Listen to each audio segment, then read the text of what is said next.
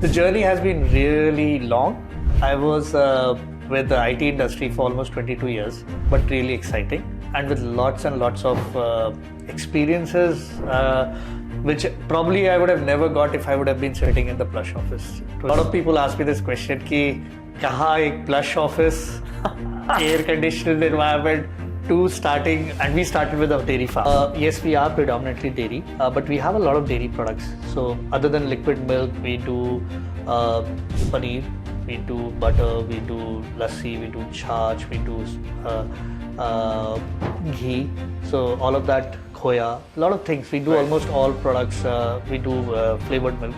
Again, difference is that when I say my badam milk, it is a typical Punjabi badam milk which has been condensed in kadhai and then badams are added, so the natural flavor of badam comes into it rather than doing artificial flavoring. Right. It was not that an immediate this thing, but yes, when we decided to start with Happy Nature or with the dairy business, two of us actually ventured out. Right. And again, the interesting part of it, all of this happened in a IIT Roorkee reunion of the batch. I was actually probably one of the first few guys from my family to actually go to IIT.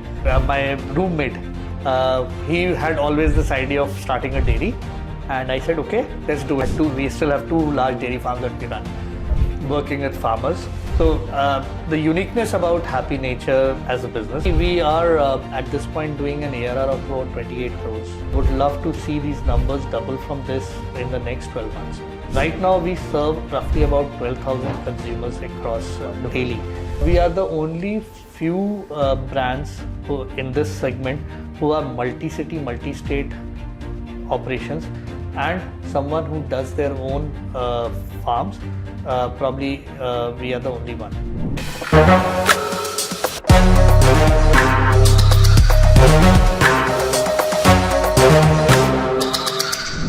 Vishal, hi, great to have you. Yeah, I think एक लंबा session that has been long in the making. Yes, looking forward to it. Yeah, we've been talking for a for a long time. Multiple interactions. Or I think this was a session which was long in the making, and I'm happy that we're finally doing this. So it's great to have you, Vishal, and great to be in your new office and new setup. It's a lovely office and lovely setup that you have here. Thank you, Vishal. I think kind of you, Vishal. I was very excited to have you, for this session. उसका एक बहुत बड़ा कारण है कि that India में dairy is something that we've continued to celebrate, right? Ever since White Revolution happened, and it's while of course it's been important from a household standpoint. I think kahin na kahin it's also been very important for from a impact and employability standpoint. वो एक बहुत बड़ा एक facet है इस industry का. Correct. Interestingly post COVID जिस तरीके से जो transformation आया इस industry में, right? Today when people are kind of demanding and asking for newer products, Icelandic curds, some of that you're making, right? Is phenomenal. If you look at international brands like Chobani and a bunch of others, right? I think वो trends अभी भी India में आ रहे हैं. So I am super excited about this conversation. So would love to start this with a quick round introduction. Sure. You've been a professional, and and you choose to walk out of a more comfortable life, you can put it that way, and literally start Happy Nature, right? So वहाँ से शुरू करते हैं, and then we'll walk through the terrains of being a founder, right? The goods and the bads. Goods and the bads of the founder. So as you rightly said, I was with the IT industry for almost 22 years before I started this, and a lot of people ask me this question कि कहाँ एक plush office, air conditioned environment, to starting, and we started with a dairy farm, right? We started dairy farm which we still run. We still have two large dairy farms that we run. The journey has been really long, but really exciting, and with lots and lots of experiences which probably I would have never got if I would have been sitting in the plush office, to be very honest, working with farmers. So the uniqueness about Happy Nature as a business, obviously there are other players on a similar thoughts and similar work or product basis, but the way Happy Nature started, it was always with the thought that we first have to learn how to make that product ourselves, and that's where the dairy farm came in. A lot of times people think कि दूध तो निकल आता है, ठीक है ना, दूध निकालना आसान होता है, और बेचना तो और भी आसान है, लोग बाहर लाइन लगा के खड़े होंगे आपसे दूध खरीदने के लिए. Now all of that gets shattered when you actually enter this, and I think so that's true with any agri space, right? Agri space has its own ups and downs which are beyond your control. Sure. Right? So when I entered into dairy farm, a lot of people actually said, कहाँ जा रहे हो? मतलब यहाँ पे मतलब एक अच्छे से environment से वहाँ जाके गायों के बीच में और गोबर के बीच में, all of that was there. But I think so it had to start from there. So we started with that first dairy farm. We went through the entire learning of how to produce the best quality of milk. Right. I would have not been able to do that. पढ़ने को बहुत कुछ पढ़ा जा सकता है, but उसको implement execute करने के लिए आपको खुद अपने हाथ गंदे करने पड़ते हैं. तो वो हाथ जब तक गंदे नहीं हुए थे तब तक हमें भी नहीं पता था. हमें भी लगता था दूध प्रोड्यूस करना बहुत आसान है, राइट? हमें नहीं पता था कि पहली बार जब आप गाय लेके आओगे तो वो दूध देगी आपको, बट उसके बाद उसके रिप्रोडक्टिव साइकिल अगर गलत हो गया तो वो 6 महीने बैठ के खाना भी खाएगी और दूध भी नहीं देगी. ठीक है. So all of that was part of the learning. We went through the phase of jubilation when we got our first set of cows. We started our first set of milking and then after 1.5 years when we realized that our reproductive cycle is all gone and we were almost bankrupt. So that has been the journey so far. Interesting. We will not talk about all of that, right? But Vishal, I have an honest confession to make. My confession is that मेरा belief था कि गाय naturally ही दूध देती है, right? ये गाय भैंस naturally ही दूध देती है. That's an organ which is inbuilt, right? I very later in life realized, and while my family had some farming interest, very later in life I realized that it's a reproductive cycle, and you constantly it has to be inseminated. ताकि वो जो milking cycle है वो continuity उसके अंदर रहे. It's like mother. It's like a mother, correct? Yes. And that happened very late in life, right? Correct. That's an honest confession to sort of I'll make in this conversation. That's true. It's something which a lot of people don't realize it. Yeah, I think for us it's very casual. For right? them it's like cow is there. It's like a machine. It will continue to give milk. Correct. आपको कुछ नहीं करना है. ऊपर से चारा खिलाओ, नीचे से right? So that absolutely paradigm, right? But Vishal, मैं थोड़ा सा I'll go a little back, right? I think you've summarized the journey. बहुत मुश्किल होता है to step out of a comfortable environment. You were at the top of your game, right? Yes. From that to और आप कहीं ना कहीं comfort के you get comfortable right? Yes. With say amenities, surroundings, हर महीने सैलरी आती है ना अकाउंट में, उससे ज्यादा कंफर्ट नहीं होता बहुतों के लिए. Plus I think a lot of other perks also, right?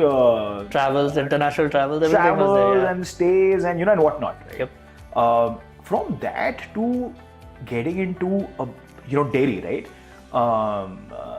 The numbers could look fascinating, right? The market is very, very large. Very large. But it's a crazy game to be in, right? So मुझे थोड़ा सा I want you to talk a little about that, right? मतलब how much time did it take you to sort of get out of that sort of phase? यार ये मुझे करना है, ठीक है? I'm putting in my papers and then moving on to do this, right? I mean, to an extent, I find it unreal when somebody tells me that 20 years of career that they've had, right? And they kind of now moving on to do this. Very difficult. It's very difficult. It's a very difficult choice for anyone who has been employed for this long to actually break that and become an entrepreneur, because as I said, that satisfaction of getting your salary on a fixed rate every month and then going to a position where you never know when you're going to get the next set of money for yourself. Right. Forget about the company. Company के पास आने के बावजूद भी आपके पास आएगा नहीं आएगा उसकी कोई गारंटी नहीं, because now you are feeding a baby, so you will always put the baby first before yourself. Yeah. Right. So that's where it happened. So it was not that an immediate this thing, but yes, when we decided to start with Happy Nature or with the dairy business, two of us actually ventured out. Right. And again, the interesting part of it, all of this happened in a IIT Roorkee reunion of the batch, where and so we said fine. My roommate, he had always this idea of starting a dairy, and I said okay, let's do it. So he belongs to Zirakpur, right? And that's where our journey started from, in near Chandigarh. Rajpura is where first farm is. So what we did was that every weekend, so 5 days I used to work in my IT work. Saturdays, Sundays I used to actually go out because it's a off period, normally 5 days working and then 2 days off. Those 2 days I was in Chandigarh. Every week for probably about a year. building this business slowly and slowly with my partner. And it is when we reached to a point that now somebody needs to come full time to now run it and make it grow, is when I took that jump. So it was not that next day I said, नहीं मैंने ये quit किया और ये चला गया, नहीं हो सकता है. Correct. So it was a journey of about a year where for 52 weeks, every weekend, I was literally there so traveling. you built that muscle in the process, right? I think you kind of engineered your way through. Yes. It was a slow transition, right. But I calibrated, but I think so. It was something which provided me a lot of satisfaction. Right. See, I'll tell you what happens normally when you reach to positions where I was in IT industry. Right. Normally you become more of a something which doesn't brings you learning every day. Right. You're doing the same thing day over. Either you're managing your stakeholders, you're managing your client, or you're managing your employees. Yeah. It is just about that. And I was looking for new learnings. Right. And this gave me so many challenges, so many learning in that 1 year. Right. And once I left, the only thing which when people ask me, how do you feel then and now? I can tell you I was having more sleepless nights when I was in IT industry, and I have a more peaceful night knowing that I will have a different challenge next morning. Right. You never know what challenge would be here, but I still have a better sleep. That's a very interesting point that you make, Vishal, and I think that's the story of every 34-year-old, 35-year-old, right? Who's kind of in a way settled in his or her job. I think kahin na kahin that dissatisfaction is kind of seeping in, right? I think that sense of I think in a way they realize that kahin na kahin they're missing some part of the action, right? So when you say that, I think everybody beyond 35 is maybe that was one reason, but I think so I belong to a farmer's family. Right. My father, my grandfather, so I'm in a way a fourth generation farmer who had moved into engineering. I was actually probably one of the first few guys from my family to actually go to IIT. I think so. But somewhere I had to go back to the roots. Maybe that was my calling. Right. And so that plus the new challenges, learning is something which is very important for me as a person. Even now, reading, learning, meeting people. Right.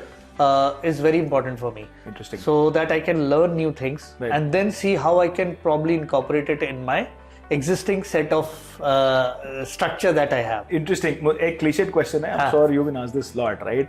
So anybody who comes from an IT services background, right, development background, तो वो हर चीज में technology ढूंढते हैं, right? How was that for you? I mean, and dairy business में मतलब, of course, there's a lot of technology that is happening, right? But I think the kind of business that you got into, how do you sort of contain that temptation of building tech?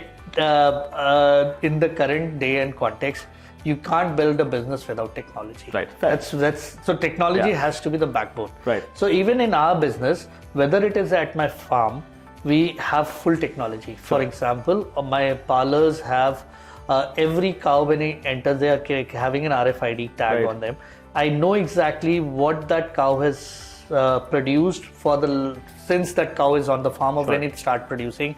So the entire data, and every time the cow enters, it gets identified by the number, the previous record, previous evening milk, previous morning milk, and then it is compared with what that cow has given today. Right. Now, again, the software itself will identify if the cow has given lesser milk, it will create an exception report which my doctor would now look, because the reason for giving lesser milk, so I'm just giving one example of technology which was there from the day one when we started the farm. So the moment it gives less milk, there is something wrong with the cow. Either the cow is on heat or the cow is sick. So it's a preclinical symptoms which gets, so that's the technology. From there, I think so every aspect that we touched had technology in it. Right. Other than technology also, I can tell you that the whole dairy business is very technical. We don't see it because our farmers also don't understand. Even growing rice is now becoming very technical with all the new age startups with things.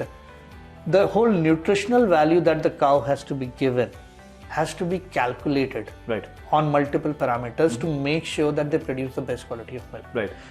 During all seasons, summers, winters, the milk consistency rather than being played outside in factory where you standardize milk, ideally should be done by the cow themselves by changing the feed and fodder throughout the year. Right. This itself is a science. Sure. So we have someone who has helped us, who is provided us with the guidance on how to make this nutritional value. So there's technology everywhere, science everywhere. Right. But IT technology now with the whole app that we run for consumer, the AI-based chatbots, all of that, IVRs. So now that technology is all front-end facing. We still have it. And then there's a complete back-end ERP system which we have, which helps us do everything from monitoring my production, my bill of material, my packaging, everything is now done through technology. Fantastic, right? So I meant it in a more funny way. So ultimately, as an IT person, as an engineer, I had to bring all of that in. Oh, interesting. And I think your learning curve is shorter. I think you're not kind of struggling. I think traditional farmers, I think dairy setups have continued to face this challenge, right? I think where there's been low adoption. I think a lot of their practices, for example, have been very archaic. I think the animal gets hurt in the process. Absolutely. A lot of people on the outside don't necessarily realize this, right? So for example, from our SOP perspective, and that is again where a farm became central to it, we now know exactly how to produce no antibiotic milk. Right. Now these SOPs is what all my 30 farmers are getting trained on. Because I pick every single drop of milk that these farmers produce.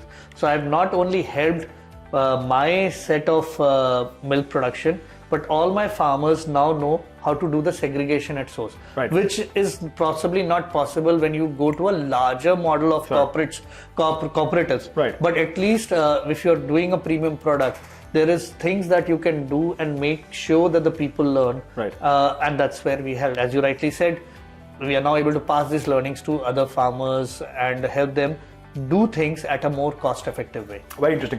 Vishal, we're going to talk about that bit, that construct in just a bit, right? But before that, I want to talk to you a little about, the animal that you have, right? So typically, dairy farms ke andar, you have आपके पास गाय होती है, you have cows, and you have buffaloes, right? Now, buffalo milk has its own benefits and for example, the fat content is higher, right? So there are massive advantages to that, right? And your yields are better and so on and so forth, right? And when it comes to cows, of course, there are popular beliefs. It might not necessarily be as commercially savvy, but there are takers to it, right? What's your construct? And these are two constructs that cannot go together, right? And you have to have completely separate independent setups, right? So मुझे थोड़ा सा उसके बारे में बताओ कि happy nature में जब आप फार्म की बात करते हो, so what is that construct like? I mean, is there a combination that you use? Yeah, वहाँ पर you're purely focused on cow milk. Is that your priority? No, so right, I get your question. We started with cow milk, right? I'll also give you a background. When we were starting this cow milk distribution in Punjab, I was told, गाय का दूध कोई नहीं पिएगा. आप गलत धंधे में आ गए हो. मतलब आप यहाँ पे सबको भैंस का दूध चाहिए. And similarly, when we started with cow milk paneer, same thing. कोई नहीं खरीदेगा cow milk paneer. उसका कारण क्या था? पनीर येलो होता है थोड़ा सा. सफेद पनीर, buffalo milk का पनीर सफेद होता है, उसका स्वाद अलग होता है. But now I can tell you that all of that is bygone history. I'm selling more cow milk.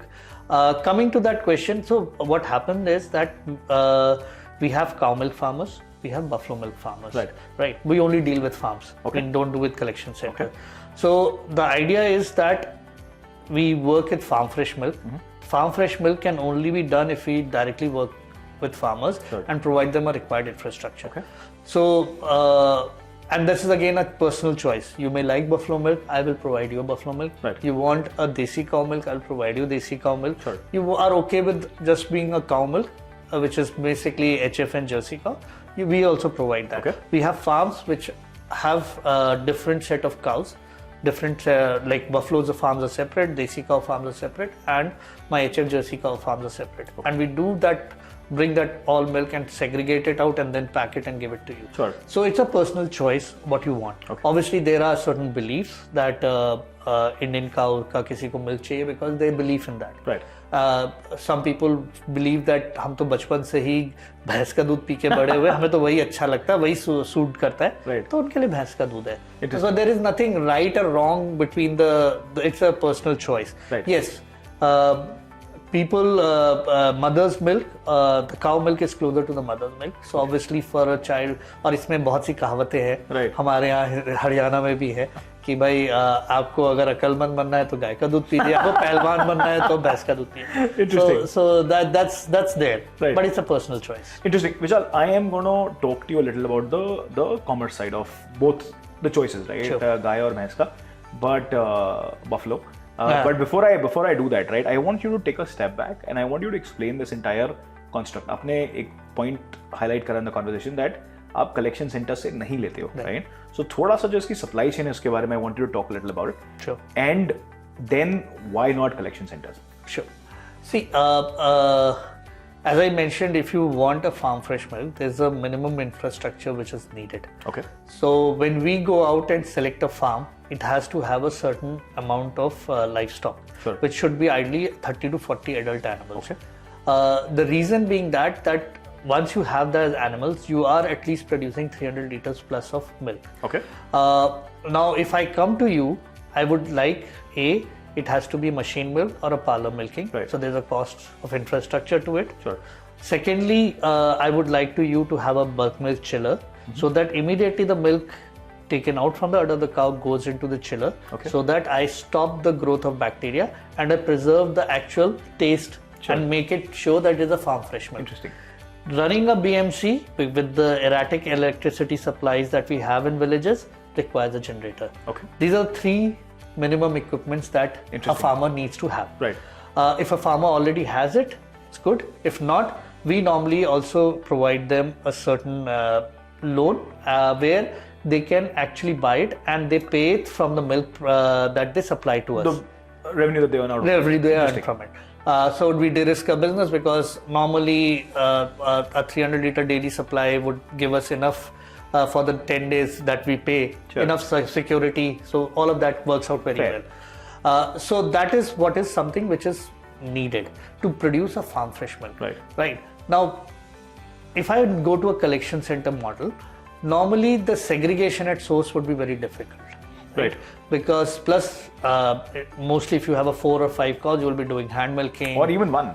Or even one. So you will be doing hand milking. Right. It could be a buffalo, it could be a cow, it could be a camel, it could be anything. This Sure. is what normally, because milk at the end of the day is milk, which is fat and Right. SNF.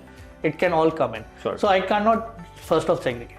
Second is that how long that milk has stayed out without getting the temperature drop means the amount of bacteria that it has would be very high. Okay. Which would mean that there are certain changes which would have happened in the milk and from a taste perspective. Okay. So if you go to a village, Sure. you take a fresh milk, Right. it's sweet, right? Right. The reason being that the lactose in the milk has been actually not consumed by the bacteria while they are growing in the milk. Interesting. So you normally have lesser acidity in the Right. milk and you have a better, sweeter taste to the milk. Very interesting. Right. So that is what we are able to provide. Now, within the collection center model, again, it's not that adulteration can seep in, because if you have 100 farmers coming in, if 2 people have done an adulterated milk, which you normally will not test at the collection center, Right. it will go as part of the larger supply chain. Sure. So that is where we have specifically said we will work with farmers. Farmers, we have been working now with them for almost 6 years. I can assure you the adulteration never happens at a farmer level. Right. It's normally the middleman who would At the probably- collection center. At the collection center, at the Right. middleman. See, collection center, even a spoiled milk with a caustic can come and Sure. it is taken in because it will go as a part of a larger volume. Interesting. So, Vishal, I have a question Yes. on that, and I'll come to that in just a bit, right? But once it's collected at, so what I hear you is your model is where, for example, there's a farm with a certain number of cattle.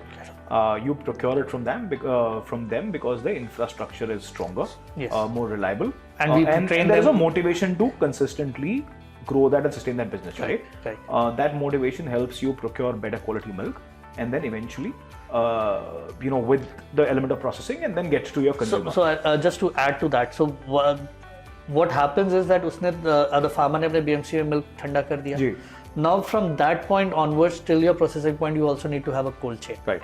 So we have tankers, Sure. insulated tankers, which will pick the milk, do the testing at the farm gate, bring the milk to our processing units, do the testing there, Right. have a very transparent method of informing farmers what we have received, and this whole cold chain has to be maintained, because Right. the moment you break the cold chain at any point, you are actually again doing the same thing which happens at a CC. At the collection. At the collection center, because the moment the milk goes above 8 degree, the bacteria will start. So Right. milk will always have bacteria in Sure. it, right? It's not that you can make it zero. Right. So it's still, even after pasteurization also, there is still some set of bacteria Right. which would still be there. Sure. Or boiling even for that Right. matter. So you have to maintain the cold chain. This is what helps us to do. Interesting. End-to-end cold chain from the farmers, from the time it comes out of the udder of the cow till the time it reaches to your processing unit, and then subsequently post-processing all the way up to customer doorstep, Right. is what we specialize in the entire supply chain. Interesting. Vishal, I'm going to take a step back. हम collection centers की बात कर रहे थे, right? Now collection centers जो होते हैं is actually a democratic model, right? So for example, people with one, say for example, cow or buffalo, you know, 4-5, right? So basically households जिनके पास cow और buffalo है, Backyard उनके farms, लिए which we call. backyard farms जिनको आप you know in your technical parlance that Yes. you sort of call, right? Basically, this is a mechanics for them to earn certain living, Correct. and which is essentially what led to white revolution as a whole, right? Absolutely. Now, what you are, you know, and they basically then they essentially supply it to your CCs, right? Correct. Collection centers. Collection right? centers. My bad. So they supply to your collection centers, and collection centers then further sell They'll it send it to chilling centers, and chilling chilling centers. centers to processing units. Interesting. Normally that's the chain. Interesting. Now, Vishal, I want you to talk a little about testing environments, right? Now, one is that, you know, because इतना ज़्यादा distributed sourcing of milk है, so what you are what you highlighted is that there is a challenge when it comes to the quality, right? कि कौन सा किस तरीके से क्या क्या है, what are the hygiene factors, for example, what's the health of the bovine? I think there is a lot of gap and inconsistency there, right? जो कलेक्शन सेंटर्स होते हैं उस पे किस लेवल का चेकिंग होता है, you no collection centres and chilling centres, right, किस लेवल का चेकिंग होता है, राइट? और what I know is that they for example use certain strips, right, and they check every single sample that is coming, right? How effective all of that is? See, all of that checking, so if you have 100 people delivering milk to your collection center, checking all of those 100 for the adulteration is very difficult. Right? Normally these collection centers normally have 3 levels what they do. Sure. One is weighing of the milk. Right. Then they obviously do the smell and the something which they can do. Sure. And then they have a fat test. Right. So fat test करेंगे, उसमें fat और SNF होगा, जिसके basic पे pricing fix होती है farmer की. Sure. Now उनके पास इतना टाइम नहीं होता, because there is a line of people they who keep coming and pouring it. So they pour it, they test it for the fat SNF, then they put it into the big tank where all the other milk is going. Sure. So now if there is, as I said, something is adulterated, will actually make it to the bigger tank. Right. Now once that bigger tank actually gets emptied or taken into a chilling center, there might be on the tanker level, they would be doing a much more exhaustive testing, which will happen. But what will happen is that because of the dilution of, it's not that everybody is putting a spurious milk, the dilution will happen. It is still probably not detectable, but it is still there in the milk. So that is how it is. And so then but the testing happens at the chilling and the processing unit, because every tanker will get tested for before it is taken in by any of the large cooperatives. So I'm not saying that but at a collection center level, the testing is very basic. It's very difficult to do it. Now there are machines which have started to come, which can do adulteration fat SNF at the same point of time. And those are being implemented by collection centers also, but they are expensive machines. And hence it is something which will take some time before it gets done.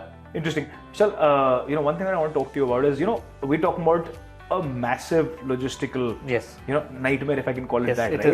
It is. You know, ये सब जो हो रहा होता है, what time of the day is all of this happening, right? So and I am assuming this is very, you know, cut to cut. You know what I mean? It is. Like you get it, you like supply it, and then you do your whatever, right? Pricing. So there are like very clear steps that are established, right? What time is this? So for happening? a Like small 4:30, 5 in the morning? Yeah, small operations like us, even it is 24/7. Large cooperatives is anywhere 24/7. Because see, why it is 24/7 is milk from the farmers. The farmers does milking twice. One early morning, one around late evening, but 4 to 5 in the evening and 4 to 5 in the morning is when the milking normally is carried out. That milk has to then be collected and brought to the processing unit. So the tanker movement is happening in the day. The milk is coming to your processing unit. Now you are actually packing it, doing whatever processing you have to do, and then putting it into the cold rooms. And then the dispatch will start to happen at 10, 11 in the night, which continues to happen. Once it is on refrigerator vehicle, it is then going to your hubs, where the people are coming at 4:30 in the morning, the delivery boys, and then taking to the customer. So that's where it's as you rightly said, it's a logistical challenge, especially when you're working with something which is very perishable, which is very prone to getting spoiled if not handled properly. Right. So it's 24/7 operations. Literally 24/7. Vishal, I think one thing that I've enjoyed my conversation talking to a couple of other founders in the dairy space has been, this entire calculation of fat, right? Because वो आपकी yield define करता है कि आपको आज के जो milk supply आपने करा है as an individual, as a household या as a farm, right? कितने आपको पैसे मिलने वाले हैं, right? I think constant optimization जो रहता है is to improve the content of fat, right? In the larger scheme of things. थोड़ा सा मुझे, I want you to talk a little about the calculation of this, right? This is very interesting. I'm sure everybody is going to listen to this, going to enjoy this. So you are right. So all the pricing is based on fat and SNF, which is how it is. For buffalo milk, it is just fat. For cow, it is fat and SNF. So more the fat, the price that you will receive for the milk is higher. But that's not from an end consumer perspective. It is only the buying and selling that is happening between a farmer and the buyers like our producers like us. Right. When we talk about our milk, we say we bring you natural milk. So if my average fat content is 4.2 today, you will get 4.2 at your doorstep. Interesting. We don't, because we're not doing anything from a point of taking extra fat. Right. Because there are natural changes which will happen in the milk. Right. Winters the milk is becoming richer. Summers it is by nature it becomes little thinner. Right. But we don't change any of those aspects of the milk. So if for the farmer also, we have a range at which the price is fixed. Right. And this is very fair because we do the testing and share with them. So within that range, the price is fixed. We don't. So if he gives me 3.8 or 4.2, he still get the same pricing. Okay. Right. And because we are not doing anything extra, we are not making 3.8 to 4, or rather we are not taking 4.2 to 4, which is normally the standardization process which the cooperatives normally follow, because they are more into standardized product. We are into natural product. So for us, the rates are fixed with the farmer once. That's the if the rates of the cooperative procurement changes, then only my rates with farmers will change. But we don't have any issues with the fat-based pricing. Not that we are doing right now. But I want you to explain the nomenclature, right? How does that happen in the market? So nomenclature normally is that every cooperatives, they provide a rate table, which is, as I said, for cow is based on fat and SNF. So if you have a fat of 4 and an SNF of 8.1, on that table it will give you the exact price of what you will get for that milk. Okay. So that's how it is done. Right. And it's a very universal practice across all cooperatives, Amul, Nestle. So it is a fat and SNF base, because at the end of the day, they are also giving to you as a consumer, if they are giving you a 4.5 fat and 8.5 SNF, is what they have standardized the process. Right. So they will, if there is more fat coming, they will take it out to make it 4.5. If there's less, then they will probably add fat through use of cream and SNF through use of milk powder to make it to whatever is the standardized value. So the interesting part is this: in our packets we say minimum, which is as per FSSAI guidelines, because that we know is not going to get compromised. If you see a cooperative, it says exact value, right? Interesting. 3.5 fat, 3% fat for a toned milk, 8.5 SNF, right? That's how the two are different. Very interesting. Vishal, before I, talk about the two products, right? What I want you to talk about, is as a consumer, right? What are we drinking when we get the product that we do? How good or bad that is? It's a very, very tricky question, to be very honest. Yeah. So it's a tricky question. See, I would not say there is good and there's better. There's nothing bad. Okay. So yes, the milk that comes to us is a good milk. But can there be a better milk? Yes, there can be a better milk. Okay. That milk obviously is limited in terms of quantity. There are few companies who are actually working in ensuring that you get that something extra. Sure. which is where we are also charging that required premium. Okay. And if I cannot justify giving you something better than what is already available in market, obviously my premium is not justified. Right. So if till the time I'm able to give you that justification, give you that trust and that confidence, is when I can only provide you this better milk. Okay. So there is nothing bad in terms of milk. Right. It's good and better. I fall, some of the other players fall in that category of better because they are doing it differently than what was predominantly done. And again, we have to understand that India has a huge population. Right. There have to be products which are for mass markets, and there are products which are there for people who are who have that aspirational value, who want the best to be there for their families. So whether it comes to pride of cows giving a milk at such a huge price, because they are again having a very large farm where they are doing everything themselves. Right. So I'm just saying that there is nothing bad. Yes, there is good and better. Interesting. Vishal, थोड़ा सा मैं जब consumer side में move करूँ, on this the good and better, I'm going to park that for a bit, right? Yeah. But I want to go back to Happy Nature, right? Now you are procuring from these farms, right? They automatically, you have to sort of incentivize so that they don't go, to the collection centers, right? Yes. Because that's their next exit, Absolutely. Right? You have to sort of bring in that premium, right?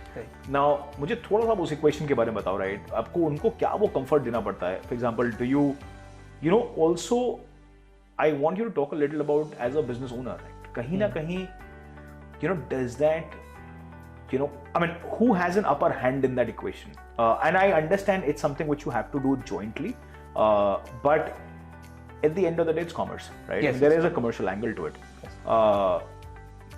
You can, as a business owner, because you're a front-ending brand, a consumer-facing brand, you cannot necessarily pass on the price to your consumer all the time, right? Yeah. You have to sort of give them that assurance that this is great quality at a consistent price, irrespective of whatever the mechanics go into it, right? The consumer is not really going to look at all of that, right? Yeah. So मुझे थोड़ा सा आप उस बारे में बताओ. That's a great question because this is something which we face being in the dairy industry quite often. Sure. And because of the seasonality that comes into play. Summers, the milk prices increase, procurement prices increases because the milk is normally 40% lower in terms of production. Right. And then in winters you have a flush season when there is so much of surplus milk which is available. Right. So obviously this is something which happens every year. Now, when we started, when we approached the first farmers, they had no reason to give milk to us. Sure. Because they were giving to Verka or a Vita or an Amul, and they were quite happy, right? So why would they give milk to me? Right. They don't know me. It's a new brand. It's a new brand. I'm a private player. मैं कल भाग जाऊँगा. They're always these are simple folks. Absolutely. They would just want peace of mind. Right. तो मैं वेरका को दे रहा हूँ भाई, मैं तो खुश हूँ उसमें. So obviously I have to give them a certain amount of premium and a certain amount of confidence, and that's how I got my first farmer. Right. The first few farmers were very difficult, as you can understand. Yeah. Breaking that mold कि आप मेरे को भी दूध दे सकते हो, उनसे मैं better pricing दे रहा हूँ, was something. Even at the better pricing वो बोलते हैं कि मुझे को तो वो भी और ये चीज भी और देते हैं, मुझे को दवाई भी free मिलती है, reduced price में मिलती है. There are a lot of other incentives that these companies pass on. Yeah. So it was a real big challenge to get my first set of farmers. Right. But then this farmer community is so closely knitted, is where the word of mouth starts to happen, right? So now it's been 6 years when we added the first farmers. Right. As I said, we have now 30 odd farmers. I haven't lost any of the farmers that I've added from that point onwards till now. Yes, we do sit down and negotiate the prices if there is a steep change in pricing, which I think has been happening of late. Correct. Quite a lot. So I think so. This year it has not happened. Yeah. Last year it was not that much. Last year there were 5 rate increases that was taken. It's happened recently. Recently there was just one increase which has happened. Yeah, 2 rupees increase. 2 rupees increase. Liter. Correct. Yeah. So, but there was a year where there was a 5 times increase by cooperatives because there was a huge change in pricing. Right. And we normally will sit down with the farmers, and sometimes they listen to us, sometimes we listen to them, we negotiate and we come back. Right. Now, at times we would be able to pass this to the consumer, but normally we pass it only when the cooperatives are increasing the price. So, ऐसा नहीं है कि आज happy nature के पीछे 3 रुपए दूध महंगा हो गया है तो मैं कल से फार्मर के लिए माने कंज्यूमर के लिए 3 रुपए बढ़ा दूं, नहीं, we can't do that, we have to absorb that. But when Amul and others are increasing, I will also try and increase the price, which is also acceptable by the consumers. So that is normally the trend Happy Nature has followed. Is yes, we will do the back end negotiation with the farmers. If there is a compression of margin for some time, we will take it, knowing very well that वो compression मेरे लिए नहीं है, वो cooperatives के लिए भी है. So cooperatives आगे बढ़ाएंगे price, we will also increase the price so that my consumers don't feel कि यार हम arbitrarily price बढ़ा रहे हैं. Right. There has to be a reason and rationale why the price has to be increased. So that is how we normally try and do that. But getting that first farmer was very difficult. I can tell you now their farmers were waiting and we say that yes, as we grow, we will add. Rather, one of the other reasons why farmers wanted to work with us was that as we grew, they had an opportunity to add more cattle and that was also one of the criteria that आपके पास आज 30 गाय हैं या 30 buffaloes हैं, but आपके पास space है to move to 60. So we will make sure that हम आपके साथ ही एक लंबी रिलेशनशिप रखते हैं, rather मैं एक और फार्मर जोड़ूं, क्योंकि again that increases the complexity of the business. Complexity of the business. My logistic runs is anyway coming to your doorstep. आप 300 दो 600 दो, मेरे वो ज़्यादा better ना 600 दो मुझे. So it's all thought through from that point, and that's where the farmers have been able to continue with us throughout the journey. Yes, we have asked some farmers whose because some reasons the production has dropped below what we would. Then the farmer has to go out. Vishal, I want to talk a little about the pricing and the processing, right? तो आपका जो competition is from some of the biggest players, right? I mean, you have the Amuls and you have the Virka and the Nestle's and you know, and of course every state has its own players. Amul now has an aspiration to get into every state. Correct. I think, and there's a massive debate which is going around that, right? Rather, I have heard Nandini is coming to Delhi NCR. So that's very interesting, right? Whether I think these now the aspiration of all of these state brands is going to be much larger. Correct. You know, it's going to get massively competitive, right? You know, milk is anyway deeply penetrated. You know, it's a product which has deep penetration, right? I mean, ऐसा नहीं है कि consumer को आपको बताने की ज़रूरत है. I think the demand is essentially there, right? So before I come to, like I said, the consumer side, मैं थोड़ा सा उसके बारे में बात करूँगा in a bit. But before that, I wanted to talk a little about the pricing side of it, right? तो from procurement, आज की rate में, of course, I know this is going to be tricky for you, right? But अगर if you can give me ballpark indicators in terms of कि milk का per liter pricing अभी क्या चल रहा है, right? On an average, right? And of course, you know, उसमें वो fat element आ जाता है, SF element आ जाता है, and all that, right? So I don't necessarily want you to sort of drill down deeper in that, but broadly, आज की date में वो क्या चल रहा है एंड कंज्यूमर को पहुंचते पहुंचते यू नो वो किस प्राइस में कंज्यूमर को मिल रहा है. Want you to talk a little about that. Second, I want you to talk a little about आपके प्राइसिंग का जो वेरिएंस है above what they do at a chilling centre and you know within that supply chain, उसमें कितना फर्क है. So let me answer your second question first. So normally we give about a couple of rupees of premium. Okay. It's again negotiation. कहीं पे 1, कहीं पे 1.5, कहीं पे 2 रुपए. Sure. Based on whatever is the cooperative price for that quality of milk. Okay. So that's normally the pricing strategy with farmers that we have, because until I give them a little premium, there is no reason or for them to actually come to us. Sure. And what will it stand for in percentage terms? So normally these days for cow milk is in the range of 44 to 47 rupees a liter procurement price. Sure. So you can work it out that 2 rupees is like 5%, less than 5%. Sure. But that's good enough for the farmers. Right. It's a commodity. Right. See, and the other reason why the farmers come to us, so एक तो ये premium हो गया. जी. दूसरी चीज मैंने again in reality what happens, ठीक है? Yeah. At a collection center, there is always the machines are calibrated to give lower fat. Okay. Yes. You will find 2 machines. One machine where the input milk is being measured. If that same collection center is selling, he has a different machine. Okay. So there is a chori of fat which happens. Okay. Which farmers knows, and there's always a kitch with the collection centers or the person who is coming. Right. Farmers don't want that. With us, as I said, there's a range. उसमें milk आएगा, आपका price fixed है, and every day you get the test report with on your WhatsApp कि आज आपका इतना fat SNF है, इतना MBRT आया है, everything also is shared with. Right. So that was one of the other reasons कि वो भले ही मैं 1-1.5 रुपए उनको एक्स्ट्रा दे रहा हूँ, but actually compared to the loss which they normally take in terms of fat at collection center, this amount becomes, and they know all of that. Everybody knows about it. Right. So that is the second reason why they want to do it. Right. So coming back now to your first question. Sure. Normally it is about 44 to 47 is the range of pricing of the milk, and this is for 4% fat and 8.1 SNF. Okay. Right. That's like a baseline for buffalo milk. It is per fat basis, which I think so is a 8 rupees 30 paisa per fat. Okay. As of today. Could be different in different geographies. It varies. With summers now at peak, the production is slowly reducing because we are reaching to the 2 worst month of productions, which is the high humidity, high heat months, where the cows are actually in a lot of stress. So the milk production drops by 30 to 40%. Wow. And then post October, the cows will start to produce their full volume, and then we enter into a flush season where we have surplus of milk, which is where we hit 100%. So you can say that if winters are 100%, this is about 60% of production. Okay.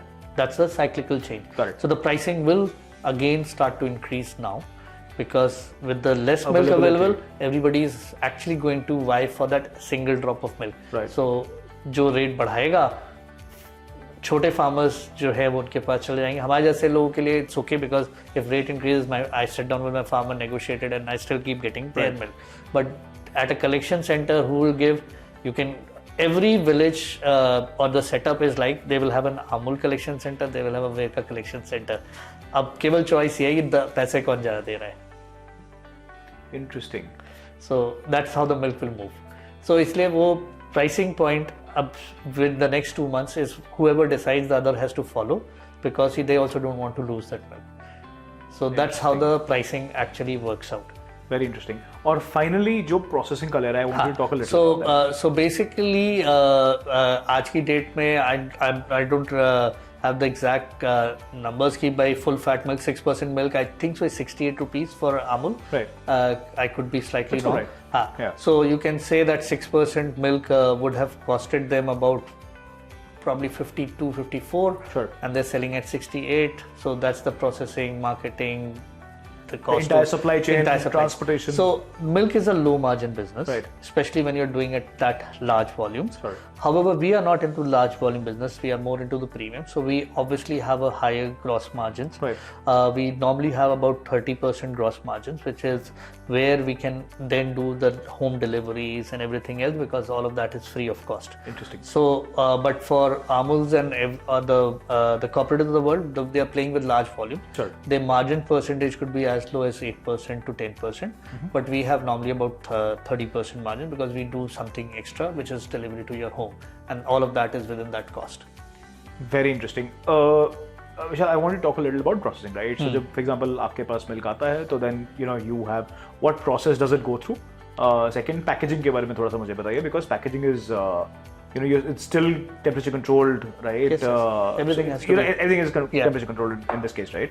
So tell me a little about that, right? I mean, has the packaging changed? अभी तक plastic उसमें use हो रहा था. Bottles, for example, is premium quality milk में we're seeing a massive utilization of bottles. I think the entire talk of sustainability, I think even the aware consumer is appreciating that bit, but it's logistically very difficult, right? With the weight. Again, a very interesting question. Please. And this is a debate which I had from very beginning when we started with pouch milk. In Delhi we were doing glass bottles earlier, and now we do what is called as a gable top. It's a 3-ply paper packaging, specially made for products like milk and juices and others. Interesting. Which is again 100% recyclable. Now, a lot of people think that pouches are bad from a sustainability point of view, and glass bottles are better.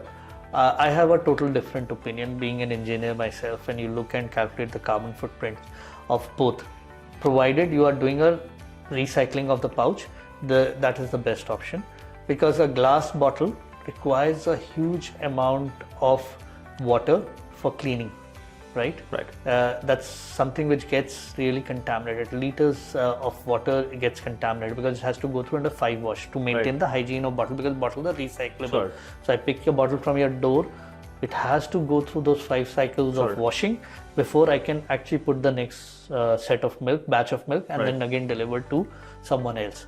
So that is one. Secondly, for every liter of milk, I carry a 400 grams of bottle weight.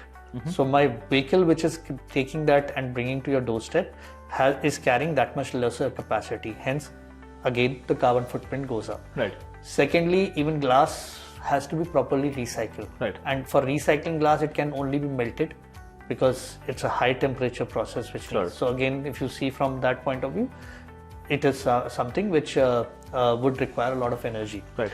So from an energy footprint point of view, I think glass is not an alternative. That's the reason we moved on to paper cartons for discerning customers who do not want to have pouches. But if you ask me as a someone who has worked in the industry, I think so there is nothing wrong with pouches. They are made from virgin plastics. It just has to be recycled properly, which is where we as a consumers have our own work cut out. Right. If we do the right recycling, there is no reason why the pouches would make into the drains. So that is where, from a packaging point of view. And then essentially what you're alluding to is, how do you kind of segregate in the house, and how, for example. Correct. And with now the dry waste and the wet waste collection, it is anyway in cities like Noida and all the other cities, it's already starting to happen. Right. And plastic can be recycled. I think so. These days there was this news where the plastic pallets have been used under the road. Yeah. Right. There's a lot of that which is happening. It's very interesting stuff. Tiles, for example, they're making. Correct. Tiles. A lot of things. Furniture is being made from that. So there is a lot of various uses that it can be actually put to use. Sure. And the plastic, as I said, is virgin plastic. 52 microns is the minimum. We do 80 microns in terms of thickness. Right. There is no chemical reaction which is happening between the plastic and the milk. Right. So please, people should not be thinking कि ऐसा है कि plastic उसमें आ रही है. नहीं, ऐसा कुछ नहीं है. There is a popular. Because it's anyway cold. Yeah. There's no one heating that milk in that pouch, right? नहीं, एक विशाल अभी incidentally एक larger perception बन गया था that there are elements of microplastics, right? There are elements of plastic that वो आपके जो eatable होता है, consumable होता है, उसके साथ वो mix हो जाते हैं, आपकी body में जा रहे हैं. There's massive amount of confusion which is amidst the buyer today, right? In fact, that is the reason they've become just so much more. Microplastics, normally these will not release any microplastics into the milk. The microplastics are coming in the food chain from various sources, right? Anything which is, even water may have microplastics that we are drinking. So it's something which is a much bigger thing to actually look at, how the plastics are reaching into our food chain. But saying that it is coming because of this reason is not the right thing, because normally these are all virgin plastic. There is no loose plastics in the process of making it which will make into your milk. And then again, as I said, this is all cold chain product. Right. So there is no reaction if people think let's say, for example, in microwave, it is now non-advisable to use plastic to heat something, because when you heat, there is a possibility of the food and the plastic to engage in terms of. That's an interesting point that you highlight, right? Yeah. I was recently, reading about it and listening to somebody where they said that जो microwave में आपका जो heating temperatures हैं और जिस तरीके की आप इलेक्ट्रिसिटी उसके अंदर यूज कर रहे हैं वो इतनी इनसिग्निफिकेंट है कि वो it's inconsequential when it comes to, say, for example, affecting the plastic. Maybe in the longer run, yes, but not necessarily maybe I don't know, but there is a research paper from Johns Hopkins universities which came out first, where so there is again different type of plastic. If you look at a plastic, there's a number at the bottom. Then. There's a number at the bottom which is mentioned. Right. Now, some plastics will react. Some plastics will not. So there is HDPE bottles which comes. Right. There is PET bottles which comes. Within the PET bottles, there is a different numbers which is given to.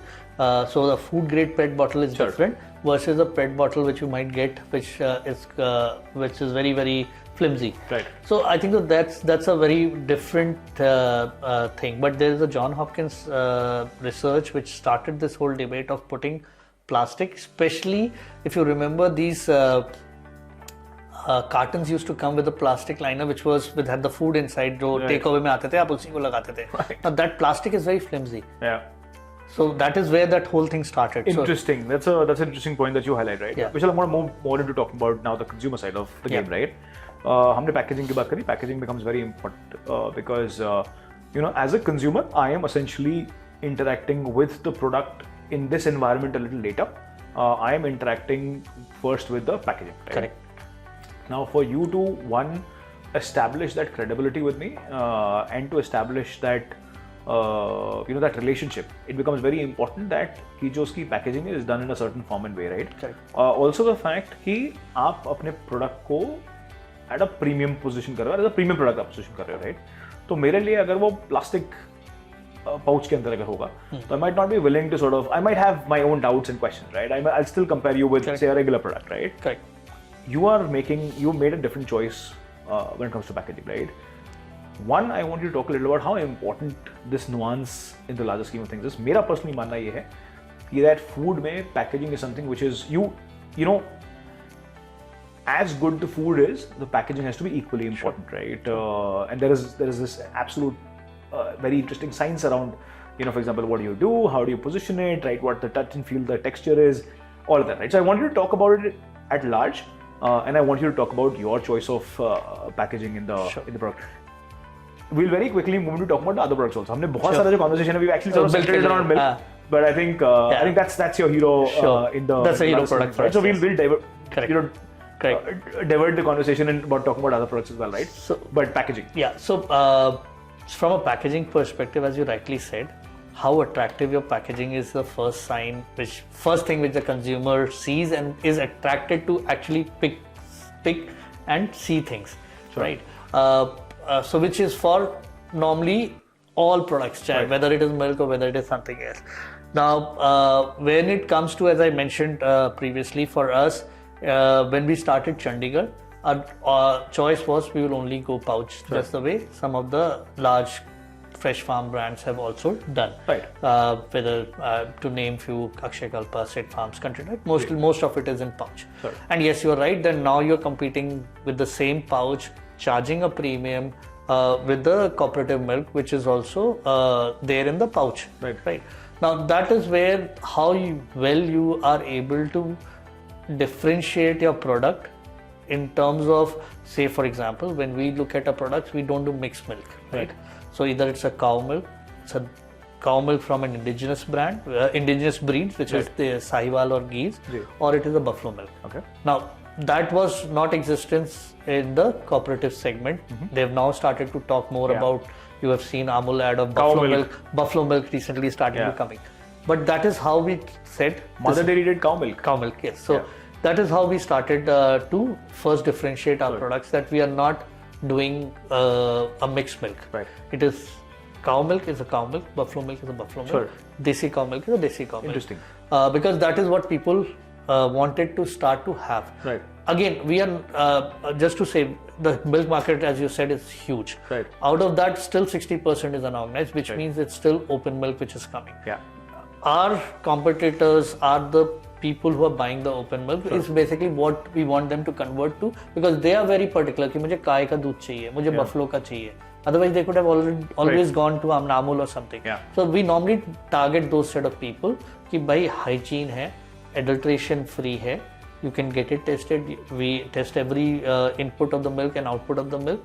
Plus, we are also testing it for additional parameters like antibiotics and other things, which means that this is and it's a natural milk. We are not doing any hanky-panky with the milk in terms of standardization. Right. So that is how we pushed it, and that has to be on the product packaging itself for people to read and understand, because I cannot be there to educate them. So it has to be very clearly articulated on the package, so that if someone is picking it up or somebody is seeing an ad of mine, is able to correlate. So there's one point that I want to highlight, Vishal. I think while I think her individual जो है, हर human being जो है, वो bye and large milk को जानता और समझता है, right? And allied products as well, but the amount of distrust that is there, specially in India, when you talk of dairy at large, is possibly the highest. Is how I see it. Now that brings me to a question. आपने for example जैसे मुझे बताया कि आप for example you have this traceability for example that you're working on, right? Labeling, antibiotic tests, so many other things, right? मुझे थोड़ा सा, what I want you to talk a little about is that, India is still a market where we trust individuals. So for example, if I am talking to you as a consumer, right, if you come in and tell me, depending on where, for example, you come from, I will build a larger thesis and I will buy the product, right? कुछ ऐसे products जिन्होंने कि जो कहते हैं कि जी वो IIT IIM की पेडिग्री और बेच रहे हैं दूध, right? तो मुझे थोड़ा सा I want you to talk a little about that, right? That where is the consumer today in his or her outlook about the industry? और दूसरा जो हम एक आज के डेट में लेबल रीडिंग की बात करते हैं, there's a massive amount of conversation which is happening. Correct. मेरा बहुत एक solid process है कि जो लेबल वाला पूरा का पूरा conversation है is a very elitist conversation, right? This is a conversation that is happening amidst very, very limited lot of people. This is not something which is happening in a common household. Is where I stand, right? What's your view on this? Happy Nature started as a premium dairy segment where we started to first look at कि dairy में आज के दिन में milk में क्या चीजें हैं. Sure. So adulteration was already covered by Country Delight. We started with our own farm, as I mentioned, and we then realized that actually antibiotics is a big menace. Right. We need to figure out how do we make milk with no antibiotics. There is something else called aflatoxin, which is a carcinogen, which again comes into the milk because of the feed that we normally give to the cows. Yeah. So after working on that segment, we then realized that similar issues are there with some of the other products, and our consumers actually started to ask us that आप दूध करते हो, मेरे को bread दे दो, मुझे eggs दे दो, मुझे XYZ, like breakfast need items. Sure. Is where that is how we went and said that we are a premium dairy and more, which is like a breakfast essential company. When we started to work on that journey, we started to look at ki what is that we don't want to go into a product. So for example, is a stabilizer or an emulsifier needed in a product like a buttermilk or a lassi, right, which you find behind the label? Sure. Our product stocks, no. We will not put any emulsifier stabilizer. If it means that my water and my curd will get separated, it's okay. We put it there. Right. That water separation is normal. You just shake it and it is as good to go. Right. It doesn't have any effect on the product. Interesting. So that is where our clean label journey started. When I mean clean label, all our products comes with a promise that it will have no added chemical footprints. So whether it is a preservative, whether it is emulsifiers, stabilizer, jellification, fillers, added colors, added preservative, added flavoring, nothing synthetic. Right. Everything has to be done using the product itself with minimum processing. Right. Is what we started to work on. And which is where when you talk about people now reading label, and I think so, yes, it is right now an elite concept, but it is slowly going to catch up. Because in today's world, every family, especially a new family when it is getting started, right, they want their child to not have any of this. Right. हमने P लिया, हमने कर लिया, but अब वो नहीं चाहते. उससे पहले एक husband wife probably are probably not that conscious of what they're eating and consuming. But the moment there is going to be a new addition into the families where they become very conscious, and this is, as I see, as becoming a trend, because everyone wants their child to be given the best, safest, and hence the people will start to read labels, and more companies, startups are actually now working in this direction. Very interesting point, Vishal. Vishal, मैं थोड़ा सा digress कर रहा हूँ conversation में. जब हम बात करते हैं of clean labels, for example, right? Do you believe? I don't have an absolute statistic on this, but my very strong belief is that your consumption patterns start to become better.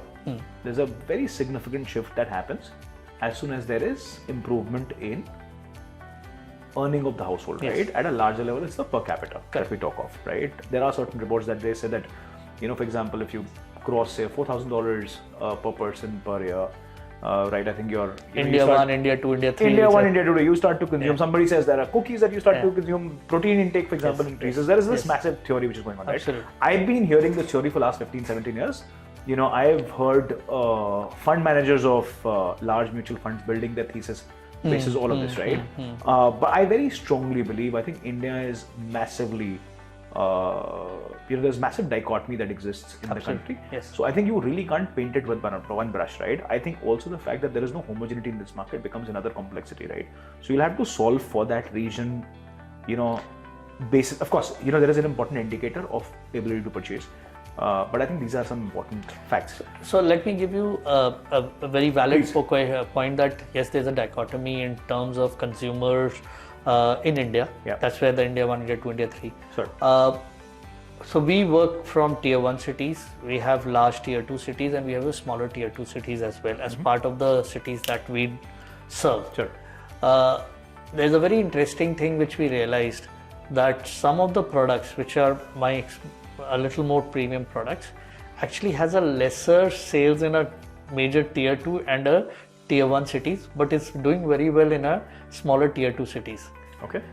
So the aspirational value, the choice availability in some of these cities doesn't exist. Right. Delhi NCR is a very cluttered market, right? You probably have so much of choice that you are actually disloyal to any particular brand, right? Yeah. So यहाँ पे choices are spoiled you. But in other cities where they have limited choices, they still want to experiment. They still want to use the best product. Right. So, but yes, obviously that percentage of population is going to be smaller. Right. But it doesn't mean that it does not exist. It is there, and you can actually discover that population as well, especially with the current digital marketing methodology. You are able to find that population, target those people, and still get them to become your consumer. But yes, the dichotomy exists where people are very price sensitive. Yes, there are people who are very price sensitive. मैं 20 रुपए extra क्यों दूं किसी चीज के लिए, right? लस्सी 10 रुपए की भी आती है, लस्सी 30 रुपए की भी आती है, और लस्सी 60 रुपए की भी आती है, राइट? 100 रुपए की भी आती है, 100 रुपए की भी आती है, राइट? आप बीकानेर वाले में जाएंगे या किसी रेस्टोरेंट में जाएंगे, आप 100 रुपए की लस्सी पी लेंगे, राइट? बट वही चीज जब आप अपने घर के लिए खरीदने जाएंगे तो आपको लगेगा वो 100 रुपए बहुत महंगा है, right? So that thought process is changing, but it is changing slowly. But yes, the dichotomy does exist, but I would say that there are people who have the purchasing power, who have the aspirational value, in almost all tier 2, maybe tier 3 cities. I have no experience, so I will not comment on tier 3. Right. But even smaller tier 2 cities, there are people who would like to give something which is best for their families. So essentially what you're saying is that there is a certain amount of awareness which is coming in. And I think people are making better choices. I think COVID was one reason where the awareness started to happen, because post-COVID this awareness has started to actually go up. I think you're right. I think I see this as a catalyst. I think COVID is, while it's been very difficult for I think each one of us. Yes. I think COVID has been a catalyst for of change. Like I said, I've been hearing the consumer market, the demographic dividend, right? I think has been celebrated the most, right? Be it a fund manager, be it a politician, right? On the India stage or global stage, I think we'll continue to talk about that. But the way it's shaped, I think post-COVID has been absolutely spectacular. I think it's brought in that homogeneity that I think we wanted in India as a country. I think that's something which is very, very interesting. Vishal, I'm taking a step back. Sure. Right? Your brand is called Happy Nature, yes. Right? थोड़ा सा उस बारे में बताओ. I mean, whose nature are you? Who has to be happy, right? Is it the supplier? Is it the consumer? The consumers. In general, every stakeholder. Happy Nature stakeholder. I'm saying Happy Nature, and how is it a win-win for everybody? All the stakeholders. For consumer, correct. For you, and for the buyer. Yeah. So I think so. As I mentioned, we started as a dairy, right? Premium dairy, and our tagline was "Happy cows, happy milk," right? That is where that happy words comes from. So my first stakeholder is the cow. Right. If I can make sure that my cows get the right nutrition, my right diet, which obviously means if they give more milk, my farmers are happy. Right. My farmers are happy. They will be bringing a product which I can pack and give it to my consumers. So my consumers are happy. My consumers give me more money, more premium. My stakeholders are happy. Right. So ultimately, we would like the entire chain from the livestock, right, all the way to my stakeholders, shareholders. Everyone should be happy. the nature aspect is that we always deal with natural products, Right. which is what I said, that we do not want to manipulate the products in any way or form. We want to use the freshest produce with minimum processing. Just do what is right to bring it to your doorstep. I think what you're doing possibly is you're bringing an affluence to every stakeholder, right? Yes. I think an affluence brings in happiness. Happiness, That's a very interesting point.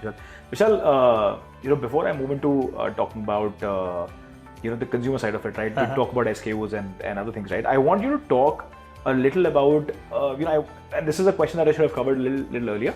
मैं अभी दोबारा उसको वो कर रहा हूँ. मेरे को थोड़ा सा farm के economics एक बार आप थोड़ा समझाओ.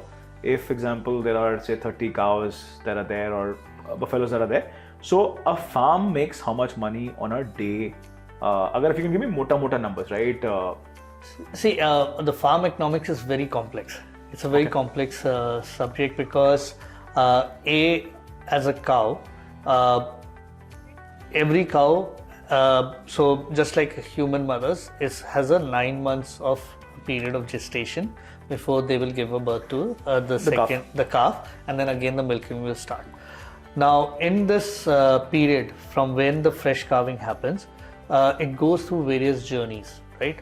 And each journey, which is where the science of what nutrition is required, is very, very important. So, when a fresh calf cow comes in, that it takes about 60 days to reach its peaks. Right.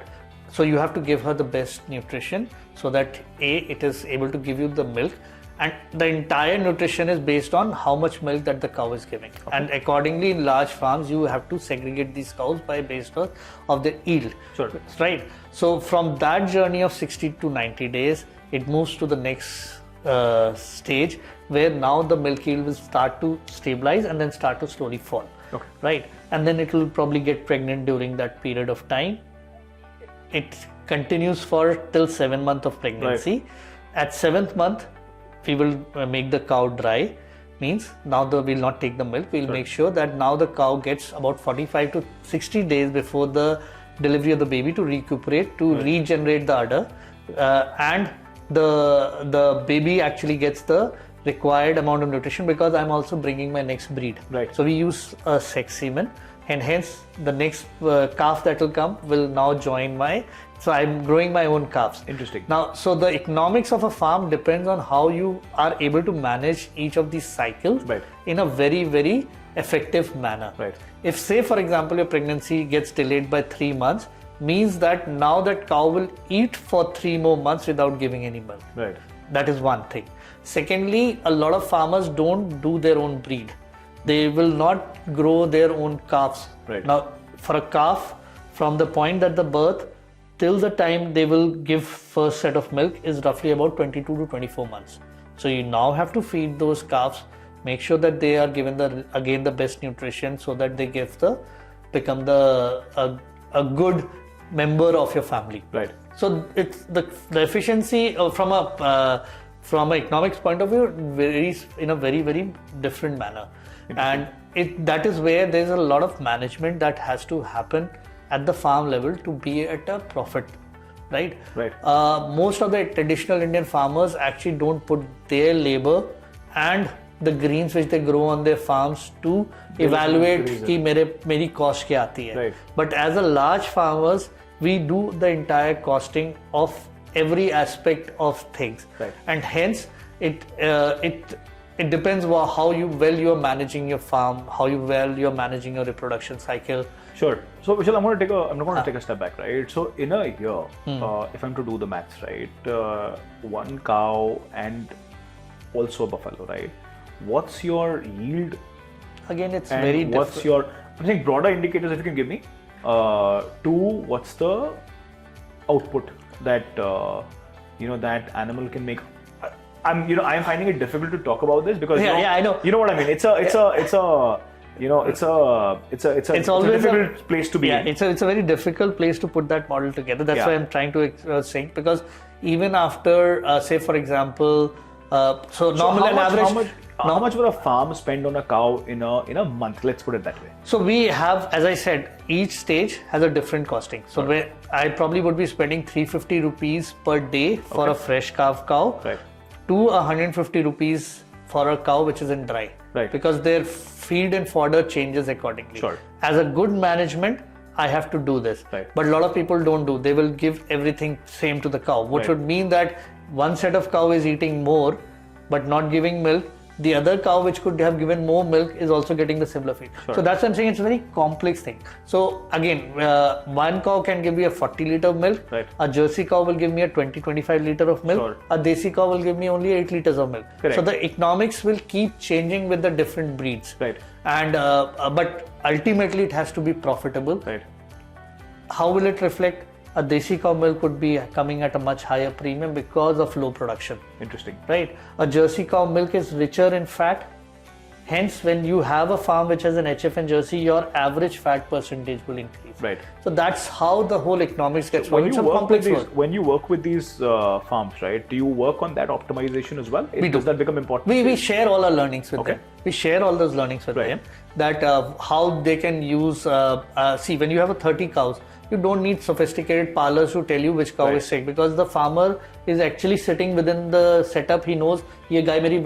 So And it's very observational driven. Observational driven. Yeah. So how do you use homeopathic medicine instead of using antibiotics? That's the Right. first stage of things. Sure. A lot of things can be solved with homeopathic medicines Right. at the farm level. Sure. It's an early detection. Right. So these are all things that we train the farmer on. Vishal, one thing that I want you to talk about, which not a lot of people understand, right, and will not know, is that success in insemination is a very Yes. large problem, right? Yes. I mean, you have massive misses that happen, right? Yes. And what that means is that if a cow is not impregnated right, the entire season goes for a toss, right? Yes. A lot of people don't understand that side of it. They'll not understand the costs around it, right? Tell me a little about that side of So again, the business. you're absolutely right. The cow has to. And for people, who are going to be watching this, they have to understand that, with cows, you can actually predict that they are now on heat. Yes. The time is right. That window is less than, just 2-3 days. Yeah. just about Yeah. 30 hours. Yes. For buffaloes, you don't get to know if they're on heat, right? Yeah, you even the cannot desi cow, predict it's that. also difficult. With desi cow, then again, it's a big problem, right? Yeah. Which essentially hits the economics, right? yes. I want you to talk about all that. Yeah. So I think so.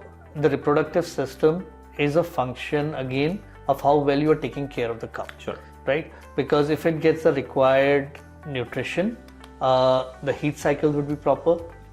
And as you rightly said, for cows, it is easier to product. But now with the softwares available, again, that's where the technology comes Yeah. and helps. It will automatically tell you this is. You have the collars. You have the collars, you have activity meters. There's a lot of your farm labor is trained enough that when he is cleaning the shed, they can identify if the cow is in silent heat. Right. Means cow is not mounting, cow is not doing a lot of activity, but from the back of the cows, they can tell you that the cow is in a heat. Right. So all of that inputs is what needs to be used to make sure that the cow gets inseminated at the right time. Right. So that the cow gets pregnant. But there is a lot of things, as I said, has to be done before that. So you have to give her the right amount of minerals. In part of her feed, there is mineral mixture which comes. There's a lot of things that has to take care of it. There's silage that you give them. Silage we give them, but the mineral mixture is very important because that mineral mixtures helps the cows to maintain the overall reproductive system. Right. And also when the cow has given birth, how important is to take care of her uterus in terms of cleaning it is also very, very important. Sure. So it is just very similar to humans. Right. It's very similar. So the placenta has to be released.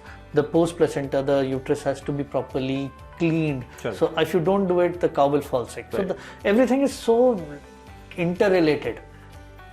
You can't be economical if you don't take care of every small thing. Right. That's where the farm fails. I can tell you the biggest reasons of farm failing is bad farm practice. Right. And especially when it comes to the livestock. When you are not taking care of your livestock is when this farm will start to go down. Vishal, one thing that I'm very sure about is by the end of this conversation, I think a lot of people will start appreciating how complex this business is, complex. right? I think what we do is, we very casually, look at things around us, right? We don't necessarily understand the intensity and the depth, for example, that you require, right? And, and I'm not justifying this, but, there are, for example, farm practice that you talked about, right? There are people who switch to, say, not necessarily the most the right ways to sort of do things, right? But that's because of the complexity that is there in the system, right? Their motivations are I'll not... give you one recent example. Please. Recently, High Court of Delhi asked FSSI to actually make sure that the milk that Delhi is drinking is safe. Right. Because where is it coming from, right? Ghazipur आपने देखा होगा किस तरह से किस हालत में गायों को और भैंसों को रखते हैं, वैसे ये और भी एरियाज हैं दिल्ली में, right? Now the cows are out eating anything that they get. They eat plastics, they eat, and then they're just herd brought back and then milked and so on. Right. So that versus a modern farm is very different. Right. And we as consumers actually don't get to know where our milk is coming from. Right. Which is where we say our milk is coming from our farm. Right. And we also allow farm people to come and visit the farms. So you want to come and visit the farm? Welcome. Saturdays, Sundays, we are open. आप मुझे पहले से बताइए, आप आइए farm पे, you see the whole process, because as you rightly said, people don't understand how complex this is and how scientific and actually the whole aspect of rearing a cow and producing the milk is. You know what I'm happy about, Vishal, is that this conversation is actually going to, you know, people will start looking at food in a different way. The ones who are motivated, right, will of course understand the complexity, appreciate it. But you know, a very large segment which is not necessarily, you know, aware, जो शायद बहुत casual है about what they're eating. And, can I give you a teaser? Please. So one of the things that we are talking about is innocence of milk. Right. Which is what we think that we would like to go out and tell people. It's about freshness. It's about sweet taste of milk, which I talked about. Yeah. It's about health. Right. That's the innocence of milk. मुझे लगता है, you know, I have grown up where my grandmother had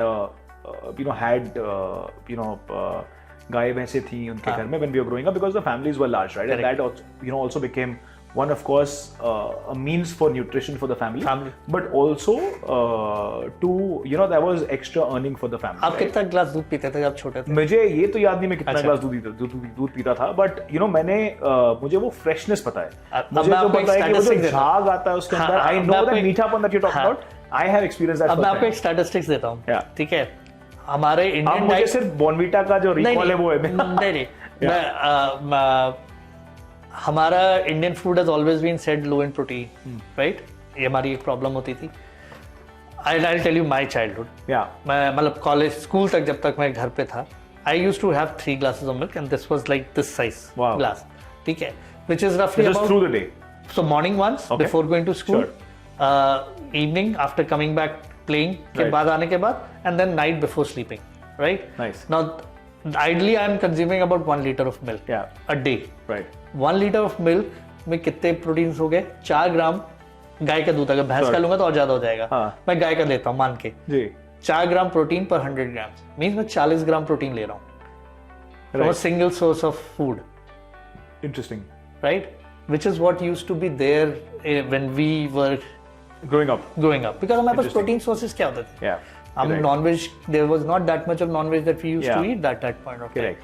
But this was our source of protein. This is what kept us going.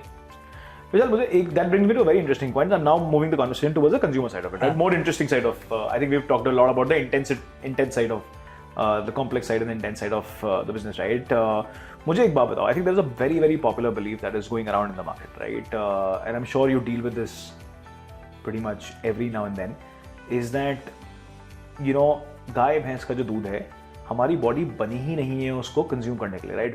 We are largely, you know, I was in a conversation and somebody said that, you know, India at large is lactose intolerant, right?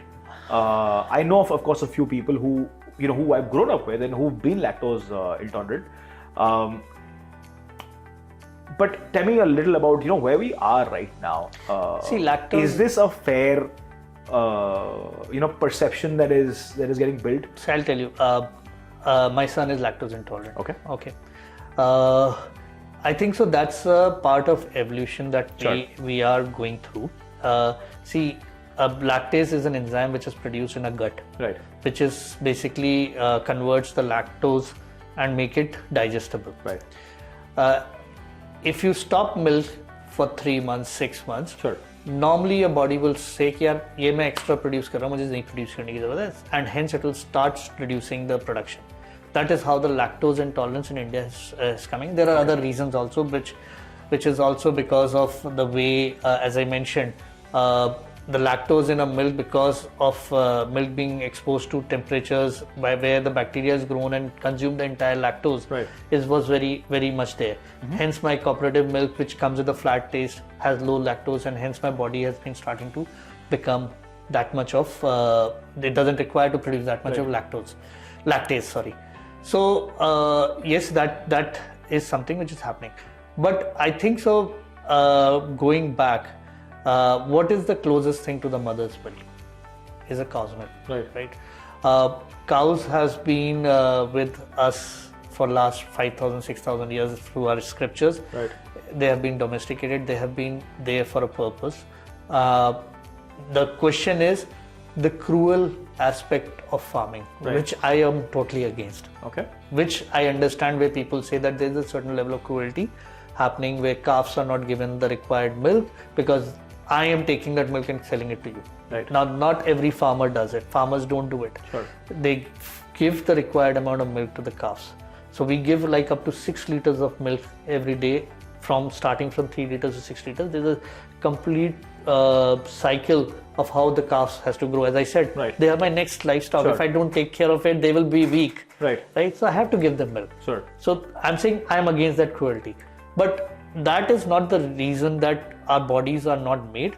Rather, we are making our bodies in a manner where we are becoming lactose intolerant.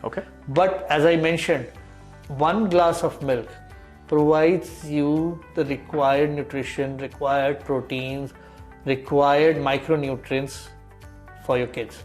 It cannot be replaced. Again, this is a discussion which can go on.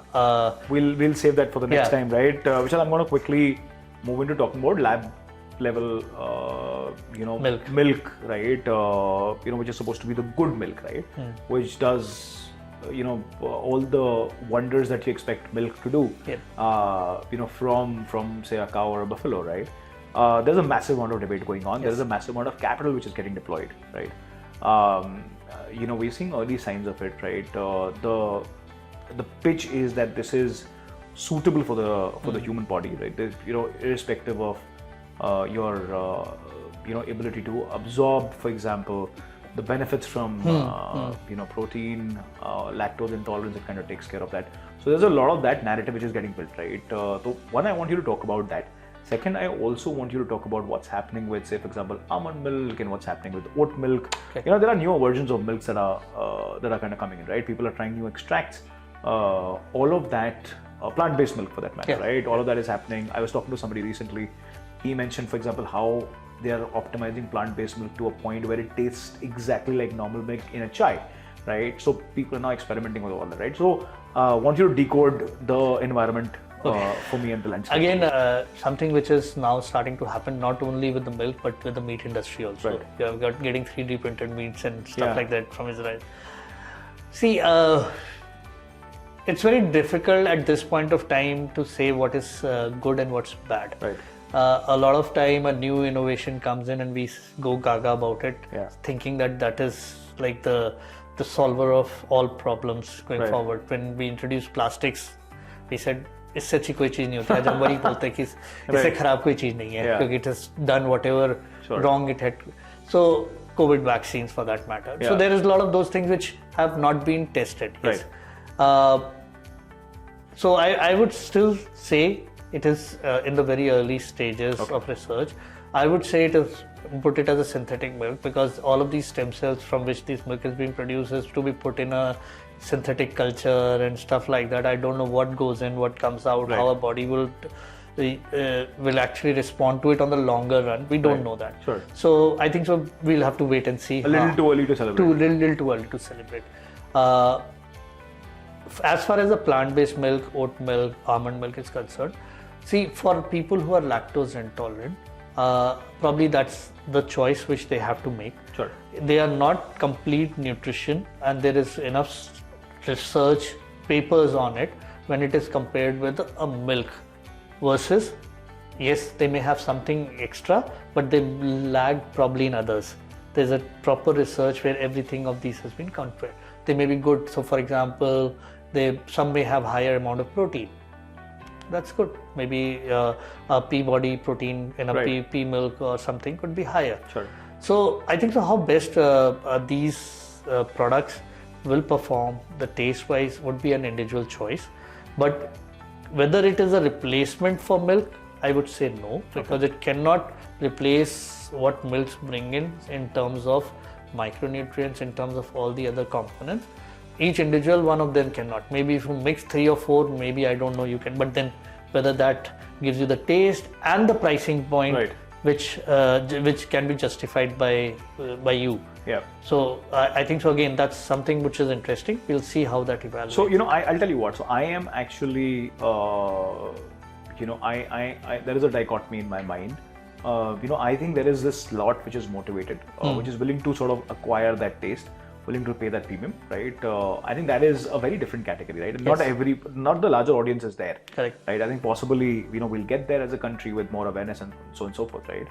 I think for a lot of people who are consuming the way they have continued to consume it over a period of time, and I believe India is a market where generations pass on habits across, right? Trickles down, right? And it doesn't break that easily, which is the popular belief that you can kind of shift the market and all that, right? It'll not change as quickly, right? I think that is a very, very consistent set, right? And like you said, I think my belief is that from which is the unorganized segment, 60% is what you kind of alluded to, right?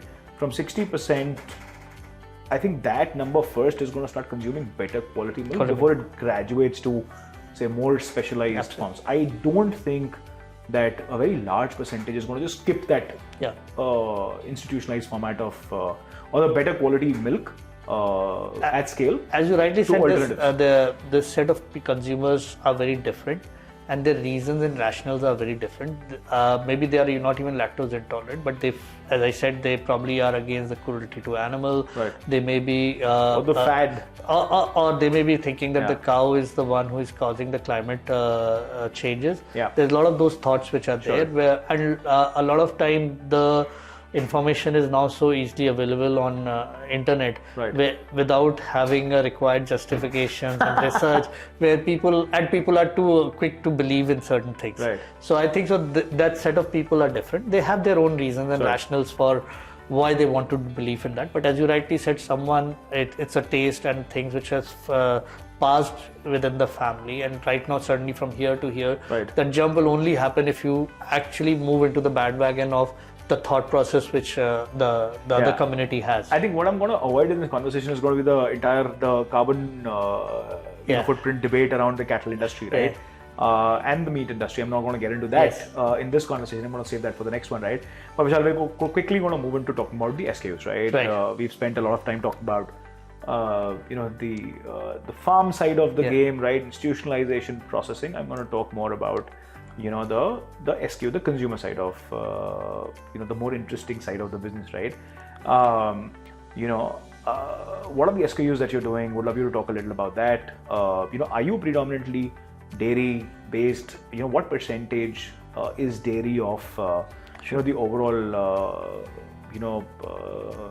like the average order value production, right? Yeah, sure. So yes, we are predominantly dairy, but we have a lot of dairy products. So other than liquid milk, we do paneer, we do butter, we do lassi, we do chach, we do ghee. So all of that, khoya, a lot of things. We do almost all products. We do flavored milk. Again, difference is that when I say my badam milk, it is a typical Punjabi badam milk, which has been condensed in kadhai, and then badams are added, so the natural flavor of badam comes into it rather than doing artificial flavoring. So we do a large part of our portfolio right now is still dairy. Liquid milk is roughly about 80%. Roughly about 8 to 9% or 10% is all the other product. And then my rest of the SKUs, which includes bakery, which includes healthy sweeteners, which includes oils and ghee, which includes your millets-based porridges. So we are basically trying to build an ecosystem around milk, right, and around the breakfast segment, right. So we have preserves, we have spreads, we have those kind of things. So we become like one shop where you can come and believe that yes, as I said, 100% clean label, minimum processing, and the right from the right point of consumption, whether you want protein, whether you want something else to have, is what you get.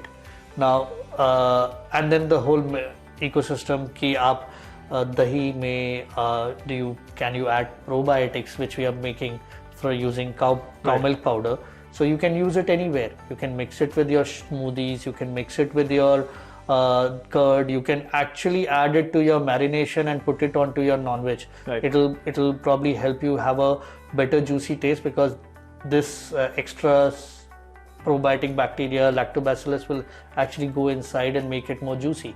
So there's a lot of those things which we are working on, where you can probably get benefits of dairy, but from a different aspect. From a protein perspective, Icelandic curd, which has a 12-gram protein in a 100-gram cup, no sugar, added sugars, all of those. So we take care of every small thing which probably we can avoid, we will avoid. So no added sugar, sweetness comes from the condensed milk itself, or from the puree of the fruit.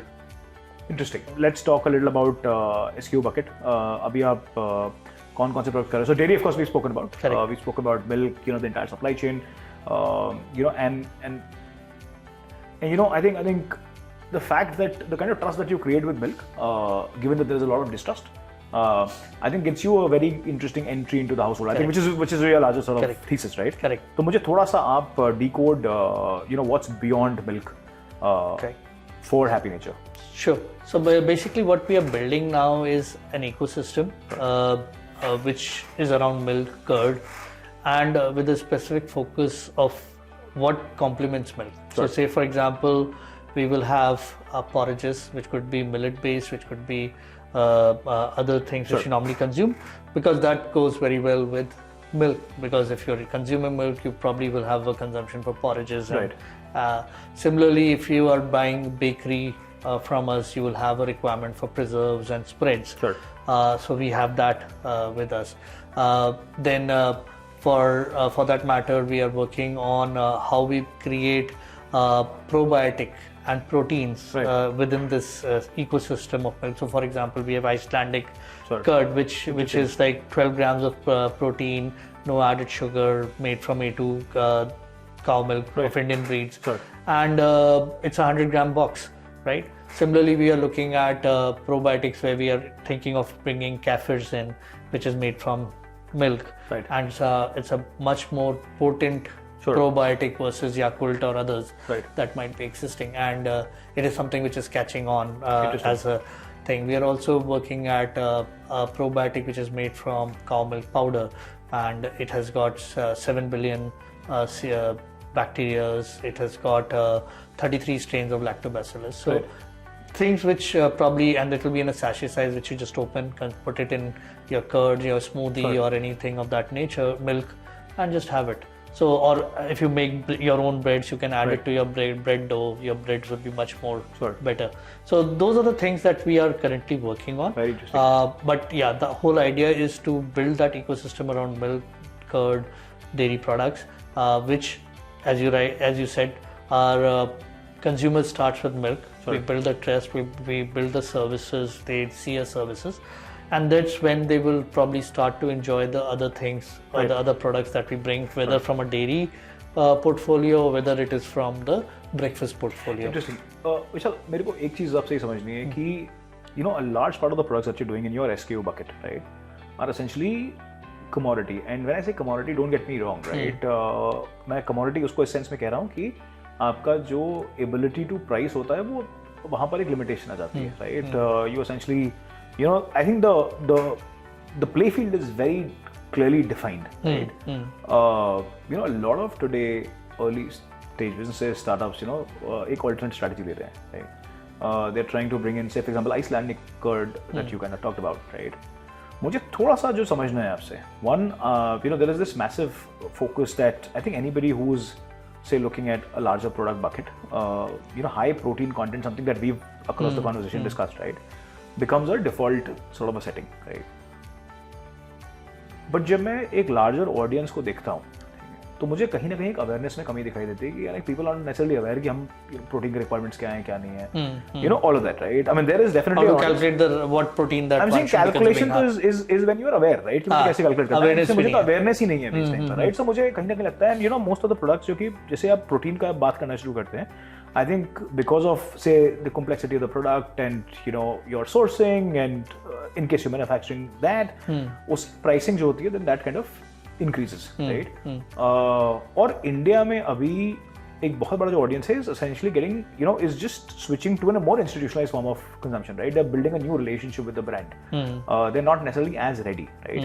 Now this is my belief, perception, some numbers that we've been looking at on the outside, right?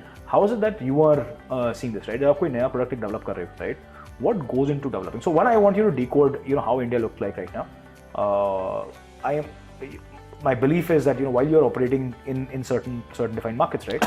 But sorry, you want some water? No, that's good. But I'm sure you're looking at larger trends, right? तो मुझे थोड़ा सा एक तो वो बताइए कि where we are on that front, and second, I want you to talk about, you know, what's your strategy in terms of say rolling out some of these products, right? Because my belief is that जो इस type की SKU bucket होती है and a reasonable concentration of that in the overall AOV or bucket for a household, right? Improves margins for you. Absolutely. So if you can reflect on that. Absolutely.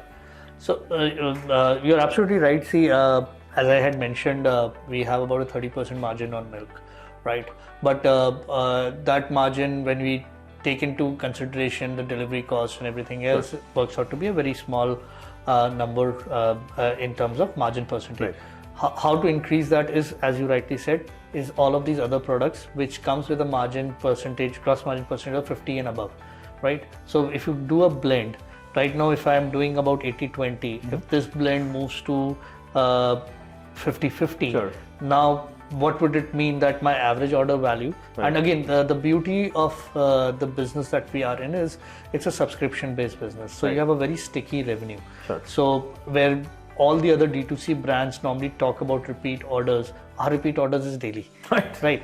So if you say my average order size is $600 but it happens once a month, versus for me where my average order size is about 110 but happens every day, which means that I'm on an average giving a 3,000 plus rupees from a customer every month.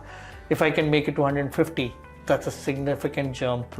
And if that 50 is coming from something which has got a higher margin, my margin improvements. I think that small push is possible. Yes. So, and we are only looking at that small push at an average basis, right? So, because there would be some large ticket items, so someone buys a ghee or a cold pressed oil, obviously pushes the AOV immediately, actually. Right, so that is how we think that the process of entering a home, building the trust, and then bringing the products which are around the same thesis and the same theme of an ecosystem around milk, dairy products, and how the person can consume is what we would like to actually help in terms of pushing the revenue, in terms of getting a products which today, see, we are in a very, one question which you asked is, we have millennials, we have Gen Zs, and we have the old people who are like more mature consumers. So now you have to cater. Born in 60s, 70s, 80s. So, yeah, born in 70s or 80s. People who are, the decision-making style is very different. For Gen Zs, it's much different. They want everything immediately. There's a very interesting product which is called overnight oats, right? Now that particular product, if you see, is made for this generation. Interesting. Why? I will tell you. Because that product is supposed to be, you just soak it in milk. So you take the sachet, so soak it in milk. It's got oats, it's got chia seeds, it's got all the goodness, plus 250 ml of milk. Put it in a sipper, put it in the fridge, and then in the morning you just have to, you get ready, you don't need to worry about breakfast, you just sip and go wherever you want to go. You have got 24 gram of protein in that one single cup, with fibers, with all the goodness of oats and other things. So now how things are changing is where the milk and the ecosystem around it also has to change, because the current generation is looking for instant gratification, if I put it that way. Yeah. Right. So that's where some new products are coming up in that. So we have to continuously, when we're looking at products, you have to continuously figure out which will work for which kind of audience. Interesting. Vijay, how complex is that, right? Because and मैं आपसे ये सवाल इसलिए पूछ रहा हूँ because आज का जो audience है वो बहुत complex है, right? So if somebody, for example, who's born in say 70s, right? I think is cut very differently. Is wired very differently. 80s is completely different. Absolutely. 90s is different. And I think anything beyond 2000 is completely different, right? और 2010 की तो मैं बात ही नहीं कर रहा हूँ. Right. Generations beyond that, right? They are just so much more aware. But I think in general, I think the momentum that we are seeing in the market is I mean, I think no business ever anticipated that we're going to see this kind of momentum, right? Yeah. So how difficult is it to cut that, right? And as a founder, I'm asking you this question because Correct. I make that choice for my business, right? And I'm like, can we do this? And can we? It's all tempting. Yeah. So now that is the beauty of the current ways of where a D2C brand versus a large FMCG brand can do various pilots. Right. For us, the cost of doing pilot and seeing that मैं 3 महीने में किस product पे transaction लाता हूँ और उसको बंद करने का जो है ना कि अगर चल गया तो चल गया, नहीं चला तो बंद कर दिया, is very fast and quick. Sure. Right? And I don't make lot of losses in that क्योंकि मैंने एक बैच बनाया, अगर वो उस पे मुझे ट्रैक्शन दिख गया, अपने A/B टेस्ट कर लिया उससे. Correct. Right. Now for a large FMCG organization, that's something which is very difficult because they're not directly talking to the consumer. Right. I'm directly delivering to the consumer's doorstep. I'm completely engaging with them on a daily basis. This engagement is what is helping us to quickly decide what will work and what will not work. Right. So it is a quick decision making for us. It's a 3 months. We know not much lost. We know which product has picked up. Sure. So for example, when we started honey, we had 6 different types of honey. Right. We figured out 2 sells the most. We just closed the rest 4. Right. No pain. पर भैया मुझे एक बात बताइए, मेरा एक सवाल है इसमें. सो बहुत बार ऐसा होता है कि बहुत सारी कैटेगरीज इस टाइम पर तो मार्केट मेरे हिसाब से भी बहुत फजी है, right? I think we talk to a lot of brands, we talk to a lot of founders, we talk to a lot of customers, right? और मार्केट बहुत फजी है. I think there is nobody who is clear. Plus there is an element of content and influence. Absolutely. बहुत बार ऐसा होता है कि you come across a product that I'm trying to decode the founder's mind right here, is that you believe as a consumer you are like कि यार ये काम करेगा, ठीक है? And from the math standpoint you're like yeah, this is not working, right? You want to be in the game for some more time. वो कितना how difficult is it to maintain that? So that's always a difficult choice to do. Sometimes you may just have to ignore the maths. Sure. Because whatever you may want to put a plan, Excel sheets, कि ये product इतना बिकेगा, you could be totally wrong. Correct. Right. So somewhere that is where as a founder you have to go with your gut. Yeah. To test out the product. Sure. And as I said, it is fail fast, learn fast, and move on. Right. That's how it normally will work. Yes, you still need to have some level of understanding. Sure. And obviously a lot of time, for example, if I'm the person who is responsible for bringing new product, I'm continuously testing new products. Right. I may like something, but what I like, you may not like it. Correct. Right. So the question is, how do you do now the next set of samples? You get that product tested by 10, 15 people, and then at least get a smaller sample set. कि क्या हुआ, क्या अच्छा लगा, क्या नहीं अच्छा लगा. Interesting. And then take a decision on that कि हाँ चलो, अगर 15 लोगों में से 8 लोगों को अच्छा लगा है ना, ट्राई तो करते हैं. ये काम मिल जाएगा. ट्राई करते हैं. 3 महीने ट्राई करते हैं. चलता है तो बहुत अच्छा है. नहीं चलेगा तो I can close this product. Now nobody is going to miss it. Right? Because that's the beauty of the business that we are in. Right. And you can always keep bringing new things and replace the old one. Like for example, as I said, we do preserves which are made from fresh fruits. Right. Right. So apple season comes, we predict certain demands, we get that much of pack.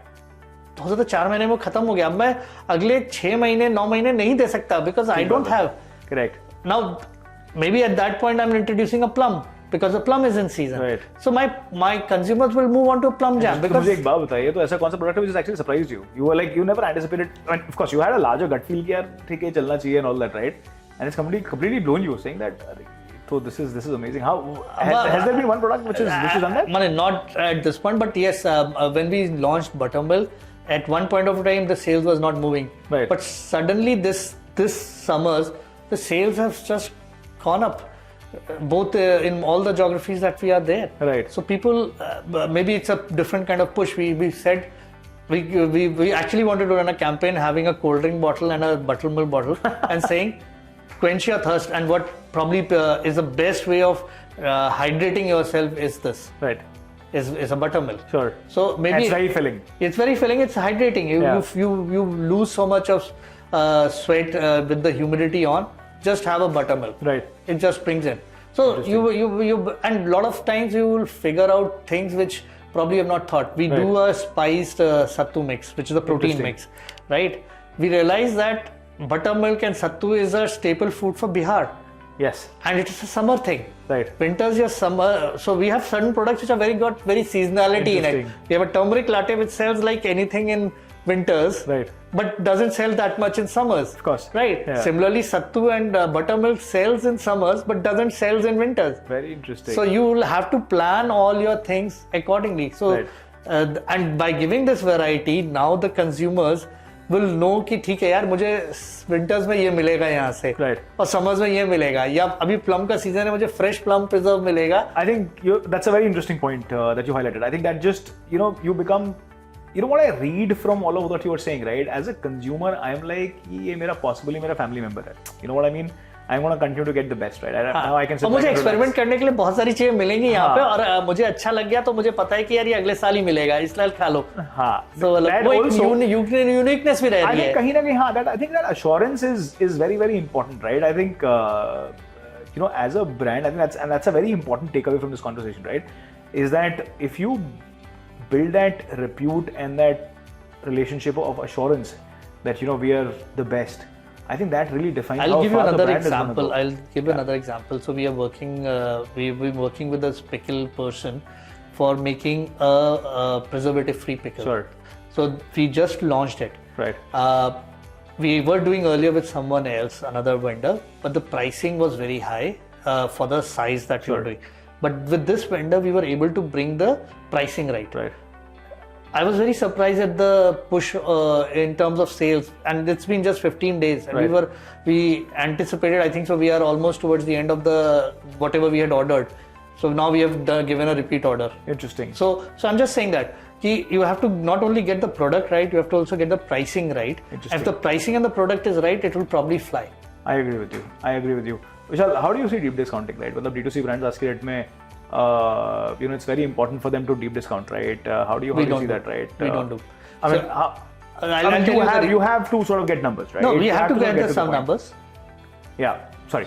No, so you're right. We have to get some numbers. See, at the end of the day, I think so. The consumer stickiness, if you want, and especially in the model where you're in a subscription based, is not what will come from discount. We have done that. Right. Last year when we were running, we did a lot of deep discounting, and then we realized that those consumers come and then they go away and look for a discount from someone else.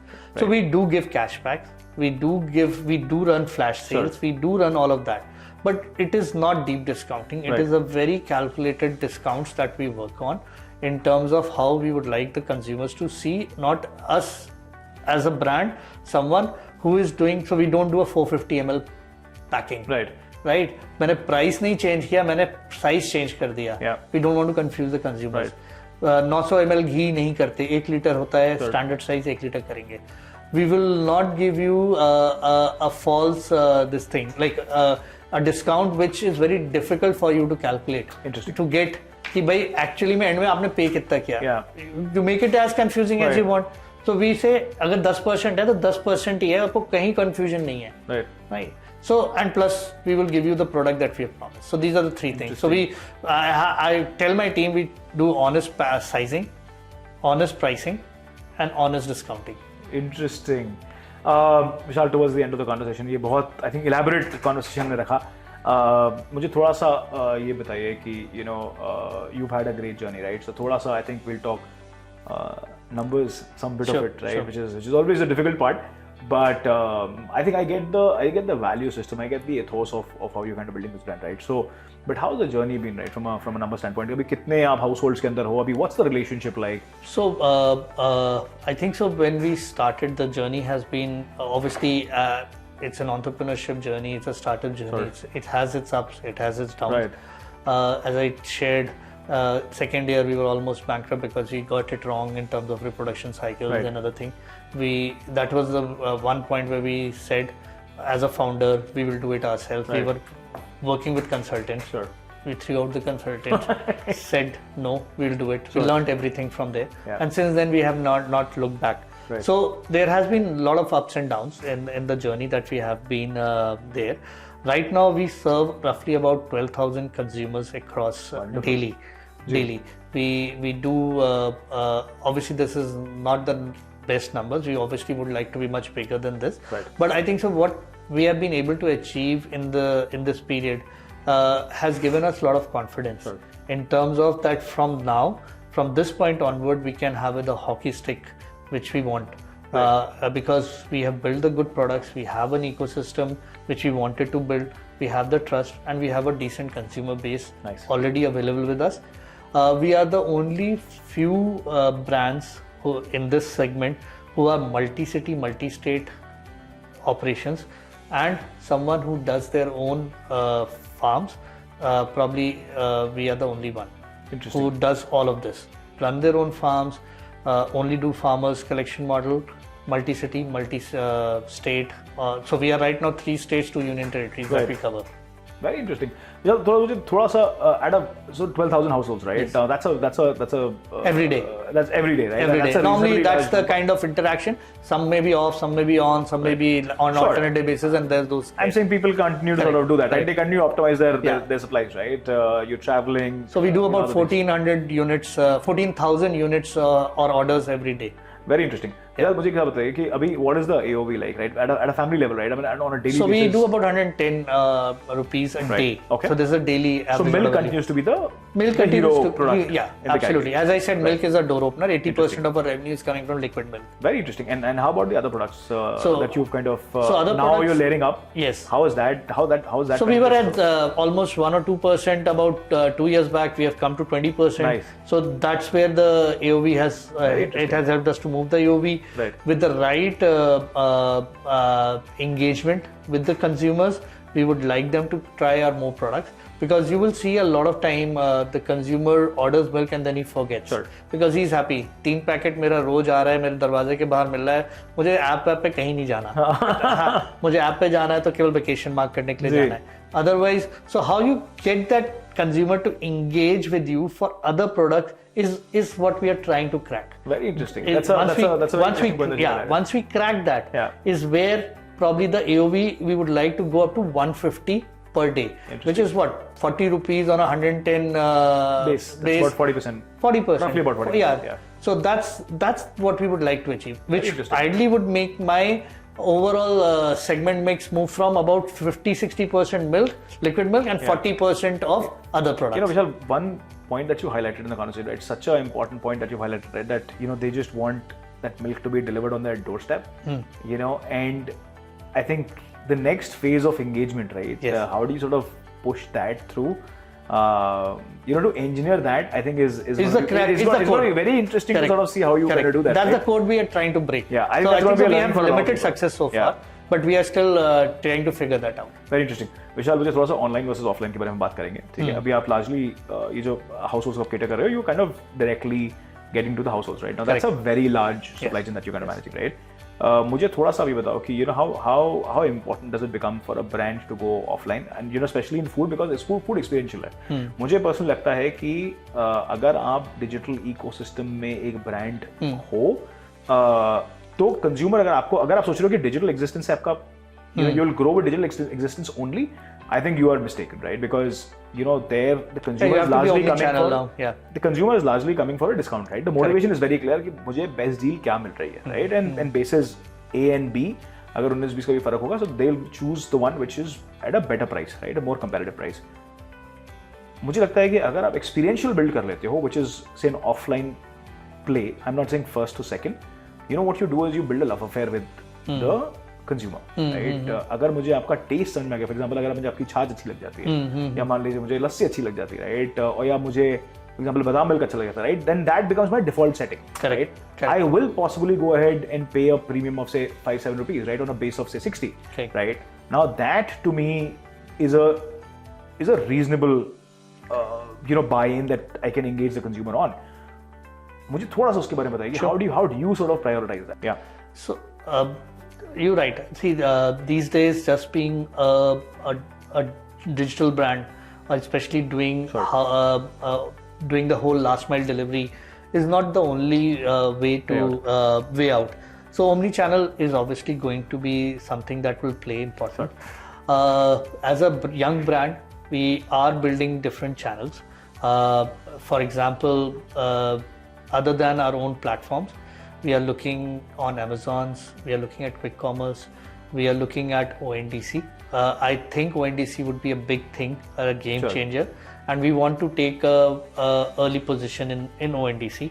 So we are doing a direct integration with ONDC so that we are available to all the platforms, the seller platforms on ONDC, from Paytm malls to pin codes to no broker routes or others. And we'll see how that works out. We are also looking at, we started to go offline also. The offline percentage is very small for us, where we are looking at retail stores, but we are not looking at the large stores for reasons which probably because of the margins that we have doesn't make it the cut. But we are working very good with premium stores, mom and pop stores, and we have started to place our products. See, one thing which is very important when we go offline is ours is a very perishable product. Plus we are not putting any preservatives in it. Hence, it has to be handled correctly. Because otherwise the experience that the consumer gets is probably not going to be the way we want to. So we are very cautious of how we would probably like to do this. One, going forward, as we build the base in certain areas, could be like a branded store, because we know our products well, we know how to handle it. Maybe a small template branded stores where the people can come experience as well as buy. But that would be a little longish position, that we will take. But yes, somewhere offline has to start. We have just started on that journey in offline, but we are also opening the other channels other than our own platform, where we can probably be available for consumers to order. If they see us on Insta, they see us on a digital platform, but they don't want to actually download our app, they can find it on us on ONDC, and hence probably the engagement can start from there. I think to prioritize this is becoming a massive challenge, right? I think I think every founder is I think kind of finding a way to optimize this. मुझे लगता नहीं कि बहुत लोगों ने इसका कोई perfect answer ढूंढा है. I think that optimization is going to continue to happen. Absolutely. And you're absolutely right when you say that. I think platforms like ONDC will empower a lot of businesses outside of because they're also hyper-local. And they're hyper-local, yes. right? So I think outside of the aggregation ecosystem, and which is just so much more important, because I think businesses at large will be left with better margins, right? और I think margin वाला जो pressure है, वो अगर कम नहीं होगा, तो I think ability to innovate बहुत हद तक कम हो जाएगी. So the beauty for people like us who are in hyper-local, so say for example, I am an ONDC and you are in Delhi. You order it, we will be delivering to you in the morning with my existing supply chain. So that cost of delivery, which if I am on Amazon and I have to pay to Amazon or to anyone else, which is a justifiable cost of delivery, cuts into my margins. So a hyper-local position which we can get from ONDC is something which we look forward to it. But as you said, it's an early stage. We are also just starting with that experiment. We'll have to see how well it moves from here. Vishal, I want, and if you're comfortable, right, I would love you to talk a little about, versus, say, for example, quick commerce, right, aggregators. ONDC mein, what kind of margins are, say, for example, the feasibility of margins, right? I want you to talk a little about that. See, if you break it up, the whole ONDC piece, it's not very different than what an Amazon does, right? Because there is a certain, ONDC is just an enabler, right? So there is a certain commission that you have to still pay to the seller platform, right? Which is what you pay to Amazon. And then there is a delivery charge. Now, ONDC as an enabler will provide you with all the delivery options, so you can choose from whichever is the cheapest for you. Right. So that's where it will probably is just bringing everyone together. Right. So you can probably see which is the best option in terms of speed of delivery, in terms of cost of delivery, etc., etc. Right. But I think so. At the end, the cost would probably be very similar, if maybe slightly less for ONDC, but I don't think so it will be very off. Right. But as I said, when it comes to hyper local and when you are yourself delivering and you already have a delivery fleet, it really helps you in improving your density. Right. And the same delivery boy is now going to carry for others. And I think also the experience. All the experience, right? So the engagement, you can actually now give a pamphlet to the consumer for all the other products. I think that's the crack that you're looking at. So that is where the difference for people like us will make sense. And our game is all about density. Right. If we have the density, my cost of delivery comes down, and I can actually get a better experience for the consumer, because it will be much what you call what a large company like Country Delight would have achieved is where they do a concentrated delivery, they know the exact time and everything will come, which is what we are also trying to achieve. Very interesting. So density is a very important aspect for us when it comes to the. I think it's important for every business. I think that's supply chain point of view. The cost of delivery comes down. I think unless you build that density, I think no business can be built without that density. I think, and I think in your case it becomes all the more important because I think the margins continue to sort of you're a competitive space, right? Yes. Let's put it that way. Yes. I think very politely. Your profitability comes from that space. Absolutely right. Yeah. I think asset sweat becomes better, right? So there are so many other factors, right? Vishal, towards the end of the conversation, right? Numbers. Do you want to talk about that? Where you are? Any milestones that you have in mind? So we are at this point doing an ARR of about 28 crores. Obviously, we are working on the next 2 months in terms of how we engage with the customers with a new app, post which is when we go back and go into the full marketing flow. Right. And would love to see these numbers double from this in the next 12 months is what we are looking forward to. Amazing. So that's something which is what me and my whole team is working towards. Right. New cities, new markets that are in the Not right now. We do have some cities in mind, but right now the first thought is to go deeper into the cities and improve the economies of scales in the cities that we exist, so that make the business profitable. Our Chandigarh cluster is profitable. Our Delhi cluster, because of the density which we have, Delhi cluster is where we are spread too thin. We would like to get Delhi cluster profitable as well, overall profitability, and then probably push the envelope to other new cities. Our focus is tier 2 cities. We are not looking at tier 1 cities at this point of time, other than Delhi that we already exist. Right. Our focus is to go into cities like maybe Jaipur, Lucknow, Indore and Bhopal together. Maybe those kind of cities, either like for example, we are in Ludhiana, we may look at Amritsar, we may look at Jalandhar. Lucknow, Kanpur, I think that well. Kanpur, not to that extent, but Lucknow would be probably the choice for us. But I'm just saying that we would look at these cities versus a Bangalore or a Chennai or a Bombay kind of, or a Pune kind of a city. Because as I said, the options are limited in these cities, and hence you can actually establish a pole position quickly. And I think you can build that relationship. I think those are markets that are underserved, and I think it brings with their own challenges, but yes, they're underserved. You're right. I think at the price points that you are at, right? I think my belief is, while of course price sensitivity is something which is just so much more critical, so much more important, right? I think a reasonable percentage of the audience within these markets will actually switch to better options. One, because there is better awareness. Second, this is not, say for example, when it's luxury, right? I mean, the kind of penetration that you would expect is going to be much lesser, because there's a very small percentage, a fractional percentage, which can actually sort of own that, right? I think this is something which is, parent, like you said through the course of the conversation, right? एक माँ बाप अपने बच्चे को एक बेहतर growth environment देना चाहते हैं. Food becomes a very critical element in the larger scheme of things, right? तो I think those are going to be very very interesting markets. मुझे लगता है हमें एक सेशन अलग से करना चाहिए tier 2 और tier 3 के बारे में, right, in terms of how you kind of grow a brand. But this has been very interesting. Vishal, I you know a pleasure to have you with us. कुछ हम चीजें कवर कर पाए, कुछ हम चीजें अभी भी छूट गई हैं. We'll have in the list, but we'll do it the next time. But thank you so much for making time. It was a pleasure to have you with us. Thank you so much.